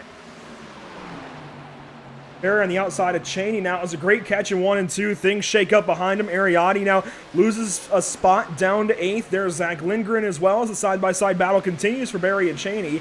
And they will maybe single file out to turn 1. No, Cheney still on the inside as Falkingham went purple that time through. Will Klein second place, and Emery, Hertzeg, Oxendine in this battle. Cheney on the inside of Barry, still trying to work itself out. Sunset here at Kentucky. We're working into the nighttime hours. And these cars, they're going to grip up a little bit more in these corners. You might be able to push it harder to 3 and 4, but at what cost? You know, that right front tire still has to survive the rest of this race. Look at this field fly by as they try to get single file, try to fight for the positions that they're going to try to settle themselves into and where they're going to fight these next 45 or so laps now. Yeah, I was going to mention we're getting into the nighttime, so the temperatures will slowly but surely cool off. That will let the guys get a bit more grip out of the tires and these cars. And over the ending stages of the race, it might let a couple other guys get quicker out on track. Ariotti's got some trouble down to the inside. Darling trying to make the one spot closer to the front right now. They go side by side down the front stretch, but maybe we'll see some dynamic changes in who's got the really fast cars as we get closer and closer to the nighttime. Just over 40 to go now as we near in on that kind of 40 to go cutoff. Man, we have really quickly worked into the latter stages of this race, haven't we? That green run really knocked a whole lot of laps out of the way. John Barry looking to the inside of Oxendine. In the 74, he's got some pace this evening. He might have something as this race goes on. Loses a little bit of time that time out of 4 as Oxendine. Boy, was he sideways a little bit. Zoltan Herczak, I wonder what he's going to do over this run here, Emerson. A whole lot's changed, obviously. His strategy out the window. But he does have the knowledge in the bank of how to run that long run. And, I mean, he had taken the race lead or was about to take the race lead when Falkingham pitted that first time. So, certainly, I think he is the best in the long run of the few that we've seen do it. And he just might have to go to the end to win this race. Yeah, absolutely. The thing different about this run is he doesn't have to go as many laps as he was trying to earlier. So he can use up a little bit more of that tire to try to find his way or fight his way into that spot to maybe have a shot at Fockingham, because you don't want to give yourself too little laps to attempt the overtake, but also you don't want to use up your stuff too quickly. It's a difficult balance, but Zoltan seemingly looked like he could really stretch those tires out so far at such a high rate of speed that he might be able to do something in these final 40 laps. Yeah, my big thing right now that I'm watching with the 96 car is just whether or not he uses it up super quickly. He's got Oxendine right behind him who's putting pressure on for sure in the 66, but you got to think he knows how to run long. He did so earlier on in the race, went way longer on a pit stop than anybody else in the field, as we got a couple other really nice battles going all the way through the field. Mercier down the inside of Schutt, or at least trying to get it done. Schutt's actually got some momentum on the top side, going to pull it off, but I'm concerned. I'm wondering, are we going to see Hertzeg run that car out long, or is he going to use it up? Tom Mercier, the changeup out of turn 4, looked to the outside of David Schutt as they came across the line, settles back in a 10th spot. He, for a moment, had 9th on David Schutt, but had to give that spot back up as they continue to fight just inside the top 10. I want to look through the field a little bit for somebody who is in the 17th position currently. Tyler Justice, our pole sitter earlier on, led 31 laps en route to the turn 4 wall as he passes up that spot where his race completely changed forever. And to be honest with you guys, without another couple of cautions, I just don't know if he's going to have any kind of comeback drive. Sitting pretty comfortably, it looks like, in 17th right now, and I'm just not so sure that he's going to be able to work in front of guys like Scott Shire, Aaron Smith, Spencer Owens immediately ahead, as well as guys in the top 10 like Zach Lindgren, Bobby Chaney, John Barry. So I just don't know if he's going to get back into that top 10 at all this evening. The race certainly still not over, like I said earlier on when he initially hit that wall, but it's going to take at least another caution or two before he is at all competitive within this field. Oxendine still working on Zoltan Hertzeg now that he's been able to kind of stay ahead of John Barry for a couple of laps. Into the inside of the 96 he'll go, but he backs up a little bit. That outside line paying dividends for Zoltan. Now this is interesting. Zoltan now having to play defense here early in the stint. You don't want to put yourself, in a spot where you have to pass more cars to try to get forward. We know he can get up there, but is this maybe him trying to save, or is this, is his advantage really on the long run? He's struggling at this point of the run. Another thing I want to point out is TCB has disconnected from the servers, so once again, not going to be able to see the end of this race, at least in one piece, that is. That's a tough break for Baker. Obviously was trying his best to get through this run and get further into this event, but unfortunately going to be leaving it this early with plenty of laps left, so obviously some of those back markers going to try to get that one spot up. Checking out a replay here, you got Hayes Booth. Nice little run. These guys getting a little close with Baker. Actually, maybe we'll see if anything comes of this. Emerson, you just dished everybody watching this evening the worst news of the night. Terrell Baker, big problems towards the latter stages of this race. Looks like about lap 95 or so, his race going to be over. He was just behind Hayes Booth, as you mentioned, Joe, just in front of Sean Williams there, one of his Team TCB teammates. Taylor Frey also in tow, and we'll see what happens. Into turn 1, this is a little ways back. I'd imagine it's going to happen this time or the next time through. So just getting an idea of what was going on here for TCB off of the restart. He fights in behind Sean Williams, and we're going to wait to see how this develops. He caught the wall there off of 2, and we've already seen with Tyler Justice, how any, wall damage can really affect your car. But that's not going to help TCB's case. As you continue to watch him coming down the front straightaway here, tailing his teammate. Yeah, he's right behind Sean Williams. I mean, things are looking pretty okay right now. He did catch the turn 2 wall, but outside of that, I mean, we're running pretty solid right now with Baker coming out of turn 2 again, so he doesn't hit the wall this time. So interesting that it's just looks like it's going smooth, but that's how things go. It looks like it's going fine, everything's going sweet and peachy, and then something just goes wrong, and it doesn't take long to go wrong. And he loses some time that time to Taylor Frey, and I think this battle might be what dishes him his misfortune this evening. Taylor goes on by, and TCB has to give that spot up. He's now dropped into 25th on the running order, and he had just exited the sim when we took this replay as well. Boom, right there into the wall, takes a lot of damage there, and I think the frustration getting to him, just annoyed that he got the wall like that, and tore up the right side of his race car, and decides that is it for him this evening, and he will be done for the race. Daniel Falkingham leads now the far side of lap 100. He's got 6.5 tenths thereabouts to Will Klein. Anthony Emery another second back. Oxendine there as well as Barry and Lindgren go at it. Cheney in this mix even. Look at that, nearly 3 wide down the front straightaway. This is Lindgren trying to move his way further forward. We've seen him really come out of, the back of the pack by pitting on that first lap caution. He's now trying to get his way into the 6th position, maybe have a shot at the top 5. We look forward now to Oxendine on Hertzeg once again. Hertzeg keeping the momentum, keeping the spot for the time being around the outside, but Oxendine really starting to show what he's got on the 96. Yeah, right now the 66, Oxendine's kind of sitting in a spot where you got 30 circuits around the track left, so you got 30 more opportunities to make up time, and it is starting to get close to crunch time. It's starting to be, I don't want to be in 5th place anymore. I want to maybe be in 3rd place. So right now, Oxendine trying to maybe turn the afterburners on a little bit, make up these few spots, and try to trek forward so that when we get closer to 20, even 10 laps to go, he's in a spot to get Will Klein, maybe even past Daniel Falkingham, and get up to the front. Emery there is 3rd position. Zoltan now 4th. Oxendine 5th. And the battle rages on between these 6 cars, albeit in their couple of little trios, as Lindgren got ahead of the 24 of Cheney, but is still behind John Barry for the 6th spot. The 74 car runs, and Lindgren there in 7th. Certainly making some noise this evening. His best run so far, I'd say, in the NORC iRacing series, changing things up. He's had some bad luck come his way as well. He got that first top 10 at Kansas right out of the gate, certainly impressed there.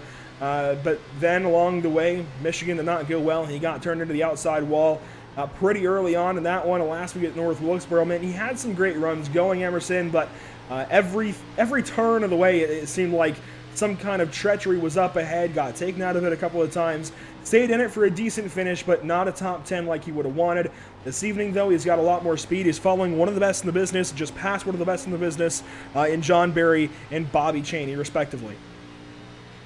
Yeah, and there's still some time. He looks like he has something for John Barry. The top 5 may not be out of the cards as the drivers work their way by. To lap the vehicle, Cole Freilich. Zoltan has made his way into 3rd over Anthony Emery. Zoltan coming on strong, and I was wondering about this car. Was he going to be able to hold on to it all the way to the end? And I mean, we got plenty of time left, don't get me wrong, but it seems like the 96 kind of coming to life in the mid stages to where the tires start wearing off a little bit. Wondering if that's something that Hertzeg kind of was prepared for in this run. Obviously, he ran way longer in his first stint than all these other guys, and maybe he's just got it down that he knows how to keep the tires underneath him longer, that he can stay strong and stay faster longer than Will Klein, Daniel Falkingham, maybe get up to them, maybe make a run for the race win. And it's worth mentioning, Emerson, that after North Wilkesboro last week, for the point's sake anyways, Zoltan Hertzeg and Tom Mercier were handed penalties. In fact, they were disqualified from last week's race. They lost both of their finishes after intentional incidents. We saw it with Zoltan Hertzeg and Cole Freilich. We missed Tom's incident, unfortunately, but Zoltan Hertzeg is working against that penalty now. He is working to gain those points back, and certainly impressing this evening. 3rd position now. He's closing in on the race leaders of Daniel Falkingham and Will Klein.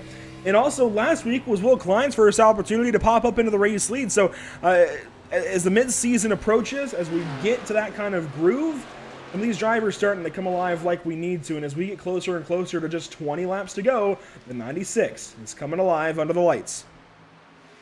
Absolutely.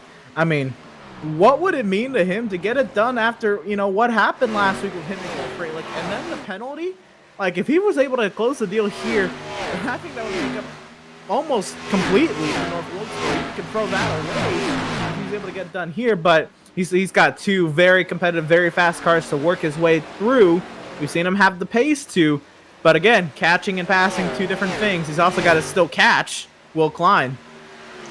Emerson Arden, you just stole the words right out of my mouth. Passing, catching, completely separate instances. Worth noting, Hertzeg is almost to the point where he is just as close to Klein as Klein is to Falkingham. Actually going to surpass that soon hereafter, at least. We'll be able to pass that point. But Will Klein slowly kind of trekking up to Falkingham at the same time as Hertzeg's catching these two. So this is a 3-car battle right now, and as we get closer and closer to the end of this race, the guys just seem to be bunching up. It's kind of like a slinky. They're going to get back together, and we might see some great racing coming up here in just a few laps. And Anthony Emery is not out of this either. If they start battling up ahead, he could bring his number 44 Toyota Supra into the mix. He's certainly sitting there and lurking. If something happens, even Chad Oxendine then becomes part of the conversation. And John Barry, Zach Lindgren, Bobby Chaney, they're still in it. David Shutt even back here in the ninth spot. Although he's got company from Daytona winner Cody Miller off into turn 3. Side by side, couple of Supras will battle. I like the ring of that for Cody Miller as he works his way to the inside of David Shutt. Oh, so tight. Out of turn number 4. But I don't think they made contact. They'll continue on. Shutt holds on to 9th. If they didn't make contact, I wouldn't have wanted to try to slide a piece of paper in between those two cars. They were so close coming through 3 and 4, but obviously Shutt makes the pass complete, gets Cody Miller in his rearview mirror, which I don't know how much better that is for the psyche of the driver of the number 5 machine, but better on the racetrack as Cody Miller going to dive way low contact there in turn 3, maybe a second time in turn 4. Definitely contact that time. A little bit of a love tap to the left rear of Shutt's machine, and they'll do some more battle down the front stretch. You can see Shutt has kind of gapped Miller a little bit, blinks out a tiny bit there across the line, but they'll keep battling. Miller to the inside, can't quite get there, but I'm noticing something is changing up ahead. There was a certain white and multicolored Ford Mustang to the inside of a blue Chevrolet Camaro. Lindgren's still looking to the inside of John Barry, and I think if he can get that spot, this completely changes the dynamic of these 4 or 5 cars here, because we might see something out of Lindgren. We also might just see those two back up from guys like Chad Oxendine and Anthony Emery, and maybe they are pressure-free to start digging on Zoltan Herzeg and Will Klein. Now to the inside of 20 laps to go, the top 3 narrow. Yeah, I was about to say, the top 3, that's about the distance that Daniel Falkingham had over Will Klein about 10 laps ago. Now the top 3 are within those 0.7 of a second between them. We'll see Will Klein holding station in second, not really losing time to Falkingham or really losing a whole ton of time to Herzeg. They're all running very similar lap times as they cross the start-finish line there. So this is going to be difficult. You know, it's all about this dirty air at this point, and who can keep it clean for the next 18 laps. Yeah, you definitely don't want to make a mistake right now. You've worked this whole way through 117 laps. You're sort of getting to the point where you're in position, and you can't put a foot wrong now. I mean, Falkingham, Klein, Herzeg, they've all put together really excellent races up to this point. Evidently, they're very tightly packed right now. They've got very competitive cars underneath them, and now would not be the time for a mistake, but Falkingham still holding on very strong at the front end of Klein with Herzeg just behind. This is a pretty nice battle. They're getting within 0.6 of a second in total. I got one pretty big statement out in the chat on the NORC YouTube channel saying Klein is going to win. That's not a bad pick right now, guys. I think we've kind of overlooked the 48 card just a little bit because the 20 and 96 has simply been louder this evening as they continue to narrow up this gap. Well, both gaps from first to second and second to third. Things just getting tighter, getting closer. I want to say Will Klein is certainly the veteran as far as more races run than Daniel Falkingham, but when it comes to races won, Zoltan Herzeg beats both of these guys out, mostly by virtue of last season, season 12, and the 1987 Cup cars as Klein pops the fence on entry. I don't see any damage. I think he'll be okay. Zoltan Herzeg has 9 wins to his name.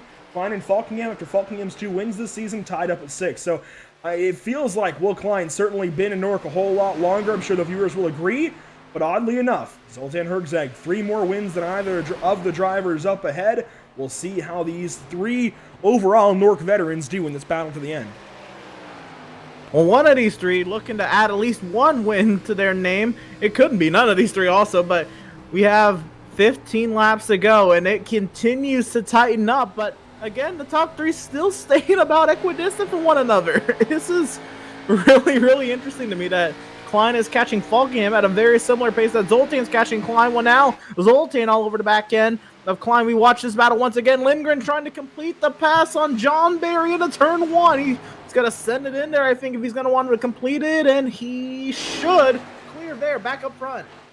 Lindgren has just been slowly trekking off spot by spot, and he does so right now to get into 6th place. Meanwhile, 3-car race for the lead. They're nose to tail coming through 3 and 4. Falkingham's got a full mirror of 2 fast, hungry drivers behind him. Will Klein, Hertzeg right behind him as well. Hertzeg looked way to the bottom side, trying to stick the nose under the 48 and get up a spot into turn 1. They go side by side. Falkingham going to duck in low. Side by side behind him should give him a little bit of a run through the corners, as Will Klein not giving up in that 48 up top. Zoltan quick to make his move, quick to show his hand. Now Klein looks to the inside of Falkingham. They all get back in line. That was interesting from Zoltan to go so quickly to the inside of the 48 car. We'll see what they do this time out of 4. They're all staggered by a little bit. Could they go 3 wide into 1? Klein looks. Now Zoltan looks to the inside. He'll take it down below that yellow line. Maybe a move into 1 again. He's going to ship it up the inside. A send there from Zoltan. Hertzeg as Klein finds a way to go maybe to the outside. Not quite. They battle side by side. And oh my gosh, they're getting close. This is so tight. The heavy defense from Falkingham down the front straightaway. Zoltan with the send into 3. Can he clear Will Klein? All over the back bumper of Daniel Falkingham. He will clear the second. What does he have for the race lead? I was going to say, if you want to talk about synchronized close action with some machines, the Blue Angels could learn a thing or two from these 3 right now. Hertzeg showing the nose to the race leader. Falkingham holding on to it just barely over the 96 as they come out of turn number 2. Hertzeg made that pass on Will Klein, who has yet to give up any chance. Still 110% on the throttle with the 48 car. Don't count Will Klein out. We're coming to 10 to go. These 3 under a blanket as they come out of turn 4. 15 miles remain, the tire's wearing out, the temperature's dropping. Nighttime is the right time, side by side. For the race lead between Falkingham and Hertzeg, we know Zoltan is simply better on these long runs, and boy is he bringing the fight to the 20 car. He's trying to get there, guys, before they get to lap traffic. He wants to get this race lead before they hit those lap cars, and they've really got to tango around those drivers. He can't quite do it into 3. He will have to try and reset. Maybe on exit, he can drive down and take a late apex. He'll do exactly that. Drives easily down to the inside of Falkingham. Just like that, new race leader. Zoltan Hertzeg playing this race to perfection, but now he's got to navigate the lap traffic. They start off with the damaged number 15, the Cole Freilich, and look at the margin already. Zoltan is absolutely driving away from Daniel Falkingham already. So got a lot of racing to go, though, and again, traffic's going to play a factor. How does Zoltan work his way through it? Yeah, and I got to think about what Will Klein's thinking right now. Obviously, Falkingham has been passed by Hertzeg, and it's now time for Will Klein to try to take over the number 20 machine. The lap traffic might be an opportunity for Will to catch up to Hertzeg. Would have been a chance to catch the both of them previously, but right now was watching at least when Falkingham and Hertzeg were battling as an opportunity for him to maybe make up time on both of them. But obviously, Zoltan has made the pass, and he is off and away. The lap traffic is really their chance right now to catch back up to the 96 machine. And how about the run for Zoltan Hertzeg? He's got a pole so far in the season. He's got some fantastic runs. Disqualified last week after an intentional incident with Cole Freilich. This would be huge for the point standings. This is everything Zoltan needs coming into this evening to continue to work his way into and up through the top 5 in points. This could be a really big night, a season-changing night for everybody in this NORC iRacing series. If Zoltan Hertzeg comes through and picks out this W. We've still got some, it looks like, 7 laps to go this time by. I could be mistaken, maybe 6 laps to go. It's getting close. Time is running out. Yeah, and even if Falkingham is able to, come back and seal a deal, it just shows that Falkingham is not just going to run away with all these intermediate race wins. He's going to have some steep competition in the coming races, but they reeled in Zoltan a little bit. It's staying stagnant at 6/10 between Zoltan and Falkingham. We continue to ride on board with Will Klein. Does he have anything for a potential second place finish from Falkingham? Well, I definitely wonder if Will Klein is holding that car back a little bit more and trying to hold on to it to the end of the race, that maybe he can make a last lap pass. But those guys just slowly losing tenths on Hertzeg right now. You see we're almost up to 0.8 of a second in between the 96 and the 20 machine. Definitely can't seal it up and ship it out quite yet, but Zoltan's got a pretty good run going right now, and Falkingham kind of just slowly trekking backwards right now. Not what he needs. He wants to get the afterburners on and get rolling. Further back, Lindgren now working on Oxendine, last week's winner. Here comes the move from the 85 car down to the inside of Oxendine's 66. Doesn't quite stick that time through. These tires very old. In fact, 45 laps old. There's another battle back here. The 24 and 28 going at it. Bobby Chaney on the offensive, trying to work his way. Actually, no, I think trying to stay in front of Cody Miller, rather. So this is Cody Miller on the offensive, Bobby Chaney on the defensive, and Bobby's just trying to hang on. There we go. The Toyota Supra of Cody Miller works his way back by Bobby Chaney, and that is a net gain, of course, for the 28 car of Miller. Chaney pops the wall even. Now, inside of 4 laps to go for race leader Zoltan Herzeg. He's going to make it 3 more circuits around this facility, this time by the start-finish line in a battle for second and getting underway. It's getting very tight here. Will Klein, we saw how hard he had to defend against Zoltan Herzeg. Did Falcon maybe watching his mirrors, see, you know, what kind of defense Klein was trying to put on, but here comes Klein. He's got a huge run off of turn 2. He's going to send it down to the inside. Can he get his fender down there in the 3-vo? That's going to be important. Can he take the line away? I was wondering if Will Klein would try to mount some sort of late-stage run right here, and it looks like down the inside he attempted it, at least coming to 2 laps left in this race. Oh, he almost looked like he got chopped a little bit by Falkingham. They had room, but it was kind of nerve-wracking from afar. Will Klein still holding on to the 20 machine through 1 and 2. Not really the place you want to try to make a pass, so we'll see if Will Klein tries to woe that car back up and get some speed into the turn 3 area. See if he dives underneath Falkingham. Maybe not this time, but he's got another lap to try to do it. As Herzeg's leading us out of turn number 4 this time. Going to see the white flag one more time around this track. Time running out for the entire field to do anything in their respective battles. White flag, 1 lap to go for Zoltan Herzeg at the Kentucky Speedway. Into turns 1 and 2. We quickly learned he was best on the long run, even after a few comers and goers through that initial run. And Will Klein down to the inside of Daniel Falkingham. This, the battle for second place. Falkingham hangs on despite slipping in this final little run to the end. The 20 car should come through 3 and 4 to claim second place, while Zoltan Herzeg reasserts himself as a championship contender. Can he go back-to-back? He will at least win a Kentucky Speedway and begin his championship defense campaign. What a stellar drive from Zoltan Herzeg. I mean, he played this race phenomenally. I think the master of tires, at least at the front of the field, and he deserves it. He just knew exactly what to do when it came to those tires. And by the way, we start in the daytime. We're finishing under the lights here at Kentucky. Yeah, I wondered if that was going to play a factor getting into the nighttime and the track cooling off a little bit. We were nervous about that yellow, if it was going to disrupt Herzeg's strategy, and it did, but at the same time, Zoltan, over the course of the race, he was able to hold on to tires better than anybody else. He knew how to run the long term, and when we got that later stage caution, 45 laps on those tires, it just seemed to work in his favor. Burn it down in front of the house. Excellent stuff from Zoltan. Well-deserved victory for the 96 team. That, my friends, is a big W for Zoltan Herzeg as he looks to back up his championship from 1 season ago.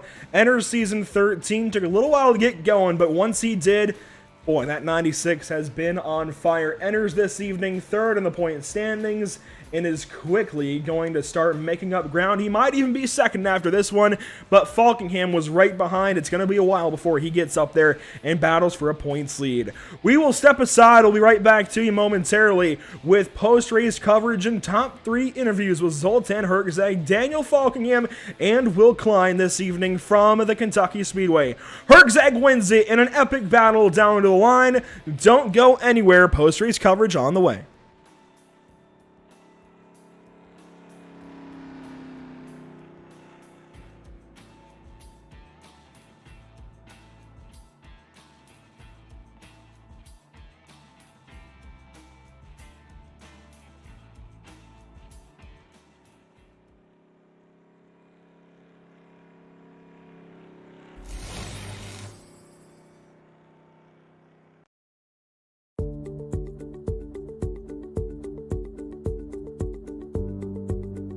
Sound art is a product that is a speaker and it's art. We combine it together and we call it sound art. What makes it so unique that any picture can be your speaker? Sound art gives you the high quality sound without the ugly speaker. This isn't a picture with a speaker, the picture is the speaker. Just imagine your wedding picture uploaded onto a canvas, and now it's speaking 10,000 tunes. I mean, it's a very cool concept. What we like so much about it that you can take anything that means something very special to you, upload it on the canvas, have it hanging up in your room, your balcony, wherever you want to put it, and now it's a speaker. I mean, how cool is that? It's something that we have that and no one has. No one has this product. It's just a great gift to give anybody. It's just a neat concept. Around here we say, art never sounded so good.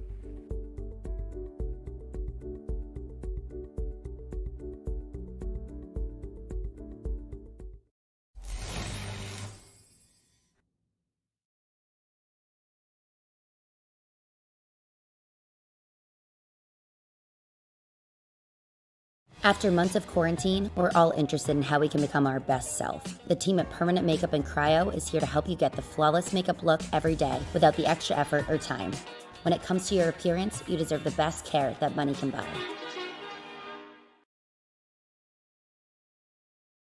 SoundArt introduces an entirely new way to listen to music in your home. By combining the best of two products, a revolutionary high-fidelity, low-profile Bluetooth wireless speaker with beautiful artwork. Select from a library of artwork or upload your own photos to personalize your experience. SoundArt ushers in an era of invisible, beautiful, and amazing sound throughout your home and redefines your entire entertainment system. The need to reclaim your floor space and rid your home of unsightly speaker boxes that need to be bolted to the wall is now a thing of the past. Our canvas is printed on high-quality permalite by Breathing Color. And select from our gallery or upload your own. Standard sizes include 16 by 20 and 18 by 24 canvas wrapped. Custom sizing is available, as well as surround sound options.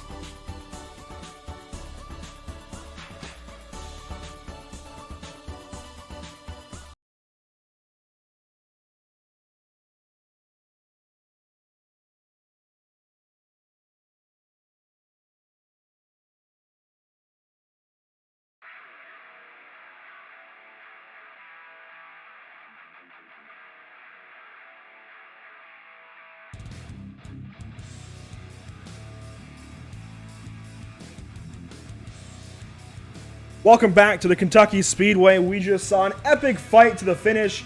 A long run, a long green flag run, a great green flag run out of our top three in the entire field, actually. Zoltan Hergzeg, though, besting the rest as he gets in front of Will Klein and Daniel Falkingham in the closing laps and secures his first race win of the season. We'll bring the driver of the 96 in to speak with us. And Zoltan, a fantastic run, and I feel like this is you getting back to your mid-season stride. This is what we expect out of the 96 these days. Yeah, that was awesome. That was a cool win.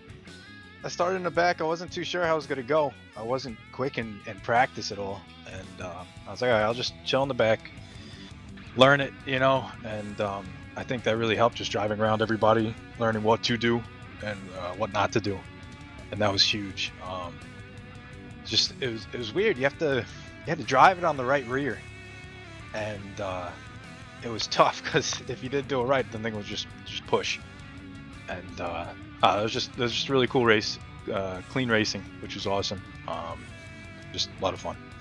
We heard from a lot of drivers after Kansas that the balance of these race cars is quite simply plowing tight and just plowing towards the wall. And eventually, I'm sure the car loosens up a little bit. We saw some of you guys slipping and sliding around a little. But tell the viewers exactly what you mean by driving off of the right rear. What do you have to do as a driver? What do you have to change in that scenario? I was just trying to. You really just got to try to brake early, and then not really jab the throttle, but kind of ease into it. And it kind of, I don't know, I guess it loads the car and it kind of cuts. And you feel it a lot in 1 and 2. You get a little bit of throttle and the thing just moves. And usually you want to let off the throttle to make a turn. And then towards the end of the run, I guess with the tire wear, it started to get loose. So as long as you did it right in the beginning of the run, you had enough right rear to be quick towards the end. certainly pays off for this evening, grabbing W1 on the season. What happened last week at North Wilkesboro, though? We saw the penalty report on Sunday. What happened there with Cole Freilich, and how does that change your outlook on the rest of the season? It's just tough driving. I stayed out. I was on older tires, and then he got into the back of me. I got dead sideways and saved it. And then it just heated up my tires so bad. I just kept on falling to the back. So I gave him a little tap, and then he hit me again, and then it was over. I just seen red, and I just went after him, which is a bad choice because I lost all those points from that race. But this win will definitely help gain some of those points back. Hey, tempers do in fact flare on those short tracks. As we go into the rest of the season, who do you have to shout out? Who do you have to thank? Who makes it happen for you on this 96 team? First of all, I gotta thank my girlfriend. During that last run, my mic died and I couldn't hear the car. I couldn't hear anything. And I was just over driving it. I was pushing up the track. It wasn't pretty. And my girlfriend came in clutch. She got the cord ready. She plugged it in for me, set me up good, and then it was that. And I got to thank you guys for broadcast. You guys do a great job. It's a lot of fun watching these back. And I got to thank John Barry for putting on the league, of course, and everybody watching. It's so cool to see how many views you guys get. It's been a fun season so far. Thank you so much for making it fun along with everybody else in the field. Congratulations this evening on a big win. I think one that's going to set the pace for the rest of the season. Congratulations. Enjoy it, and we'll see you next week at Road Atlanta. Thanks, man. I appreciate it. Zoltan Hergzag grabs the first win on his season. Again, I think this is going to change a lot for the rest of NORC iRacing Series season number 13. Look out for this guy to make a big statement the rest of the way, but he had to go through Daniel Falkingham and Will Klein. We'll take a moment here with second place finisher Daniel Falkingham. And Daniel Falkingham, one of those drivers that came in as a favorite today, led a lot of laps, over half the race, 77 laps to be exact, but came up one spot short. Daniel, what could you have done differently? Was there anything you could have done differently? I don't know. Maybe if I had a better right front at the end, but I don't know. Me and Will were both really confused of how Zoltan was that fast at the end of the run. We did everything I could, but tried throttling up, especially in 3 and 4, and in the front, the nose would just go straight to the wall. So nothing else I really could have done. I could have tried gone slower, saved the right front a bit more, but I don't think it was going to make a difference. Zoltan just had us all covered tonight. So nonetheless, we'll take second. I mean, we have already 2 wins on the season, so I don't got to worry about the win column too much. But thankfully, got another good run tonight. Really didn't know what I was doing most of the race, but we figured something out, and we were able to bring home P2. Yeah, absolutely. Let's flash back, I guess, to earlier in the race. You're battling Tyler Justice. He got out there. You chased him down. You cleared him, and then he kind of got into the wall. Or what was your, I guess, perspective from that moment back on lap 31? Well, I had a good run down the back straightaway after he screwed up turns 1 and 2. Went down there into turn 3, and I throttled up so I could clear him. And I was. Then he tried to race me back on the outside, and he, I guess, fenced himself. So I don't really feel like I did anything there. But I mean, you guys will have your opinions on it. But I feel like I was clear. I don't really feel like that was my fault. But I mean, yeah, he's gonna try to not give up the spot as easily. But I already had him cleared, so I felt like that was my spot for the taking, and I just ran away with it. But like you said, or like I said, you guys have your own opinions on it. But I felt like I was in the right there. Absolutely. And then there at the end, after Zoltan had passed you, you were under heavy attack from Will Klein. There was a huge chop on the front straightaway. That was fun to watch. Talk to us about that, that battle there towards the end and his send into 1 and 2 on the final lap and all that jazz. Yeah, I saw him center down in there. I wasn't too worried because I knew he was going to get tight underneath me, and I can just throttle right back up around the outside. And once I knew I had a good distance going into 3, I didn't have to worry about him too much because I think he definitely had a better right front than me there at the end. But I knew I could hold him off. He wasn't as quick as Zoltan there at the end, but felt like I could hold him off there at the end, and I did. So thankful to do that. I was just glad we were able to at least hold one guy off that had better tires than us. So I'm very, very appreciative of that. Well, there you have it. Finishing up here in Kentucky. How do you feel about the road course down in Georgia, Road Atlanta? road courses are my jam. I'm looking forward to next week. I feel like we'll have another strong showing. I know Aaron's going to be fast. I think you'll probably see me and him battle next week. But I love the road courses, and Road Atlanta has been a pretty fun road course to drive. I've never driven it in the Xfinity cars before, so I think it'll be a good time. Like I said, I love the road courses, so hopefully we can have another strong showing next week and hopefully be one spot better. There you go. One final question. Who do you have to thank? Who do you have to shout out? Who makes things happen for you? Yeah, I just got to thank John Barrett for the league. I got to thank everyone who comes on and races each and every week. Congrats to Zoltan on the win. He had us covered once again. I got to thank you guys for on the broadcast. You guys have been killing it with the broadcast these last few weeks. I'm going to definitely go back and watch this one. And thanks to all the fans who watched us on Pit Stop TV as well. And thanks to my personal sponsors, First Aid Bait and Lobster 207. Absolutely. Congratulations on your second place finish. Best luck to you next week at Road Atlanta, Daniel. Thank you, Emerson. I appreciate it. Absolutely. And that was Daniel Falkenham, our second place finisher. And we'll send it over to Joe Donahue, standing by with third place finisher, Will Klein. Yes, Sirski. I'm going to bring in the driver who finished up P3, Will Klein. Joe Donahue with Pit Stop TV. You got a copy? Yes, sir. Well, Will, you had a pretty quiet day. Not to say you were further back in the field. You were, in fact, up at the front end for a lot of this race. But you kept it cool and you kept things clean up at the front end. Well, I was out to lunch on that first run. I did not know what I was doing. Like, I'm pretty sure that was the first race I did at the new pavement. So I had no idea what I was doing, and that's why I went back to fifth. Well, you held on to a solid run throughout the course of it, and at the end of the race, you were in position. You had a nice little 3-horse party going at the front end of the group. Didn't quite catch and pass Falkingham or Hertzeg for the race lead, but you got to shake things up for a while, and it was exciting to watch. I'm sure it was exciting behind the wheel. Yeah, it was. I wonder what Zoltan was. I'm gonna maybe go look at the replay, see what he was doing, because he was definitely the quickest by at least like a tenth or two. Really late run. I want to see how he was at attacking the corner, especially in 3 and 4. He was so much better than us.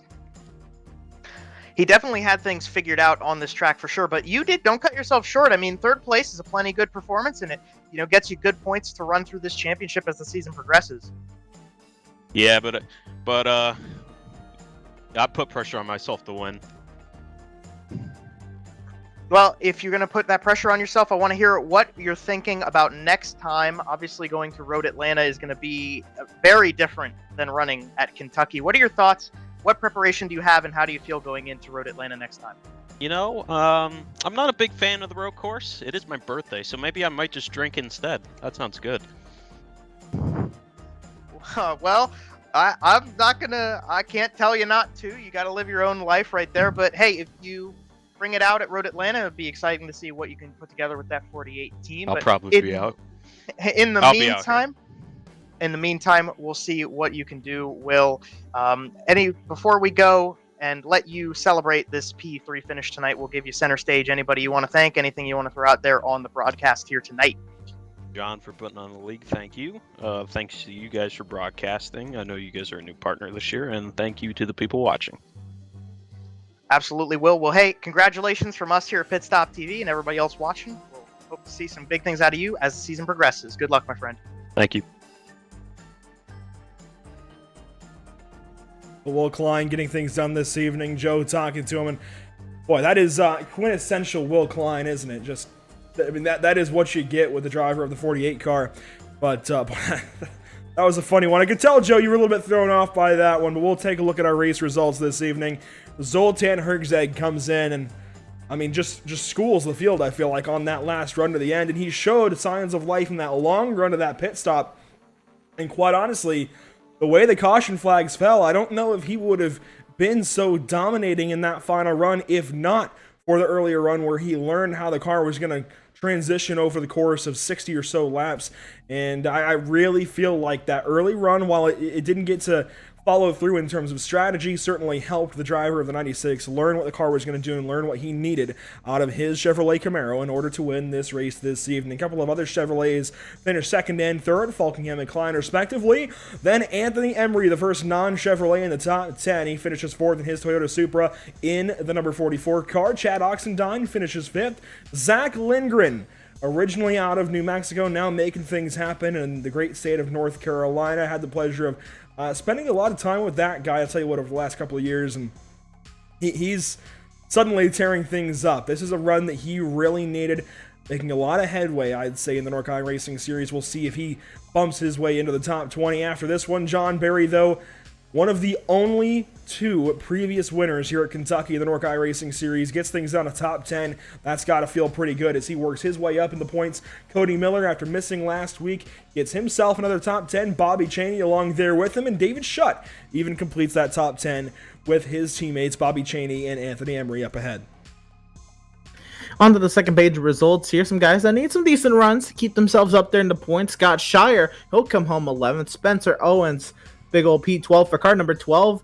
89, and Sean Williams, he'll come home 13th. Looks like they were in a battle according to that margin. Tom Mercier, 14th. Ariati, 15th. Jared Darling will come home in 16th after showing a little bit of muscle in the middle of the run, or in the middle of this race. Comes down to 16th man, Tyler Justice. Oh man, that hurts. Worst finish on the season for Tyler Justice, down in 17th, but had the car at least early and until he got the wall there on lap 31. Absolutely turned his race upside down. He'll come home 17th. Nicholas Caressel led some laps there on the long green flag run. He'll come home 18th. Spencer Ray 19th, and Taylor Frey will round out the top 20. You drop to the bottom third of the finishing results. Aaron Smith going to come home in 21st. Then you've got first car a lap down. Hayes Booth coming home P22. Patrick Colby going to round it out in 23rd tonight. Justin Ford in the 00 will be 24th.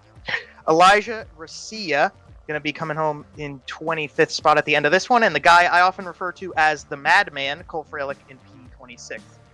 TCB, unfortunate turn of events, doesn't finish this race. He rounds out in 27th with Josh Robin in 28th behind him. Sean Powell got caught up early in this race, finishes P1 with the 30th and final driver in the field. Brett Kunkari, tough way to start this race, rounds it out in the back end, last spot on the field. We see a couple of big slides out of several drivers this evening. Guys like Tommy Gossett not making it out to Kentucky. I believe Sheldon Lockey, Brett Kunkari in that list as well. Point standings have been updated on the NORC side of things. We'll have that graphic out on social media here soon. We won't have it on the broadcast, unfortunately. I can tell you, Daniel Falkingham works his way now to 23 points ahead of Tyler Justice and Tyler's Misfortune. I know Tyler not happy with that. If those two battle next week at Road Atlanta, I tell you what, there's a particular chicane down 10A, 10B that could come into effect and might just be the perfect spot for a quick bump and run. We'll see how that goes next week. But certainly Tyler Justice not happiest about that. Zoltan Herzeg up a few spots, now puts himself, well, actually keeps himself in third, but much closer, and gets ahead of Chad Oxendine. No, he does move up a few spots. He gets ahead of Chad Oxendine, now into third. Those two are tied, but Zoltan gets the tiebreaker with the race win now. And, well, I guess with the most recent race win, I think the tiebreaker actually goes down to top 5. Zoltan has 3, and Chad looks like has 2. So the tiebreaker going down to top 5s even for those two drivers. David Shutt in 5th. A lot of things changing through the top 10. Spencer Owens, he works his way up into 9th. John Barry in 8th position rather, but Tommy Gossett dropping way down. I can tell you Zach Lindgren, he's now in the top 20. Bobby Chaney gets even closer to the top 10. Sean Williams as well. So a lot of big runs from a lot of these guys. Jared Darling, he puts himself now in 15th. But Sheldon Lockey, Brett Pinkari, Tommy Gossett, they all missed this evening and will start to slide. Final thoughts, though, from you guys after a fantastic run this evening at Kentucky. Fun race to watch. Once again, Kentucky is not known for its action, but tonight, I mean, we had some great battles. Once again, I think it's just the caliber of drivers we have. I now really can't wait to see these guys both turn right and left next week at Road Atlanta. That's a fun little course. Once again, NASCAR stock cars don't go and race there. I've only heard of test sessions there, and should be fun. Yeah, for those who follow the series regularly, they'll know this is my first time here with Pit Stop TV. It's a blessing to be here and to have experienced this race tonight. I thought everybody out on track just extremely impressive as a field of drivers to be able to run so well together. And obviously, what more can you say about Herzeg? I mean, a great run to the finish for him and just put it together. Great effort. And to all the field, too. Great effort here at Kentucky. I'm sure it's kind of up in the air for a lot of them about Road Atlanta, but for the rest of us, it's exciting to see what's going to happen next week, and I'm excited to tune in and see myself. Emerson, did I hear you say Kentucky isn't known for fantastic finishes, isn't known for action? Think back to Cole Custer last year. We got Kurt Busch and Kyle Busch dueling just a couple of years ago. I think Kentucky is slept on. Unfortunately, no longer on the NASCAR Cup Series schedule. We'll see if it makes its return one day. But I'll tell you what, Kentucky's been home to a couple of fantastic finishes throughout the years. I think the low downforce kind of era of the NASCAR Cup Series hurt it a little bit, but when you pack these drivers up, I think you certainly can go at it side by side, tooth and nail, and have some fantastic runs to the finish. And we saw exactly that this evening, albeit in the NASCAR Xfinity cars. You see Zoltan Herzeg's Chevrolet Camaro doing some burnouts here on the front stretch. Before we go this evening, of course, want to remind everybody, these broadcasts brought to you by some wonderful people. And these Pit Stop TV broadcasts would not be possible without the likes of Tucson Sound Art, your picture, your music. You provide the image you want, they will custom create a beautiful framed high-quality canvas with a built-in Bluetooth speaker. We play their ads each and every broadcast. You can see what the device looks like and kind of how it all works, and it's a fantastic device as well. I've got one on my wall behind me. I certainly stand by the product, so much so that you can get 10% off of your order when you use promo code PITSTOPTV at checkout from TucsonSoundArt.com. These broadcasts also brought to you by RacePace Setups, another product I stand by wholeheartedly. I've used these setups before in iRacing endurance events, and they have now won us a race at Spa in the Creventic Endurance Series with Whiplash Racing. Certainly a fantastic setup builder over there is Tyler Campbell and the rest of the RacePace team. They will get you moving a whole lot quicker in your next iRacing road event.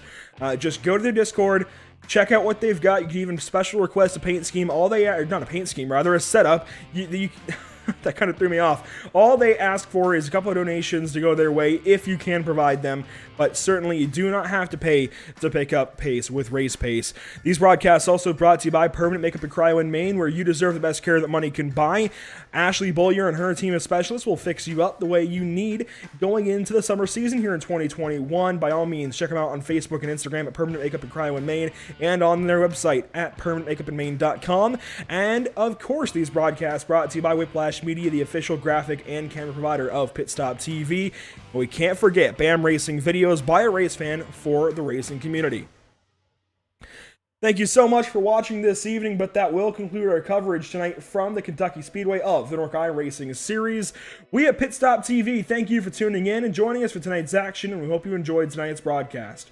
The channel stays active weekly, and you can catch more racing throughout the coming days. From the second round of the BRP Asphalt Modified Tour tomorrow night at Lanier Raceplex, in fact, just across the street from Road Atlanta, where we'll be with the NORC iRacing Series in 1 week's time, to the LTAC Cup Series at Texas on Friday night. We've got action lined up for any kind of race fan. NORC is, of course, back next week, as I mentioned, at the Braselton, Georgia road course of Michelin Raceway at Road Atlanta. It's going to be a lot of fun next week. It's a combination that's a little bit, I think, underrated. They've done it before. I think it'll look pretty good in 1 week's time as well. I'm looking forward to seeing who grabs the first road course win of the season. And hey, I believe the eNASCAR iRacing Coca-Cola Series, which is starting up in about 10 minutes, is off next week. Maybe Bobby Zelensky comes out of the woodworks and gives us a show next week down in Georgia. Before we go, make sure to follow us on Facebook at www.facebook.com/pitstoptv, on Instagram at pit_stop_TV, on Twitter at pitstoptv_, on Twitch at www.twitch.tv/pit_stop_TV, and on YouTube at www.youtube.com/c/pitstoptv1. For all of Pit Stop TV, Emerson Arden and the wonderful Joe Donahue subbing in this evening on the mic for Eric Brennan. Trey Shuttlesworth was on our social media coverage this evening. You can see his work over on Facebook, Twitter, and Instagram. Thank you all so much for tuning in this evening. My name is Andrew Cardinale IV, and we will see you next time. Have a fantastic evening.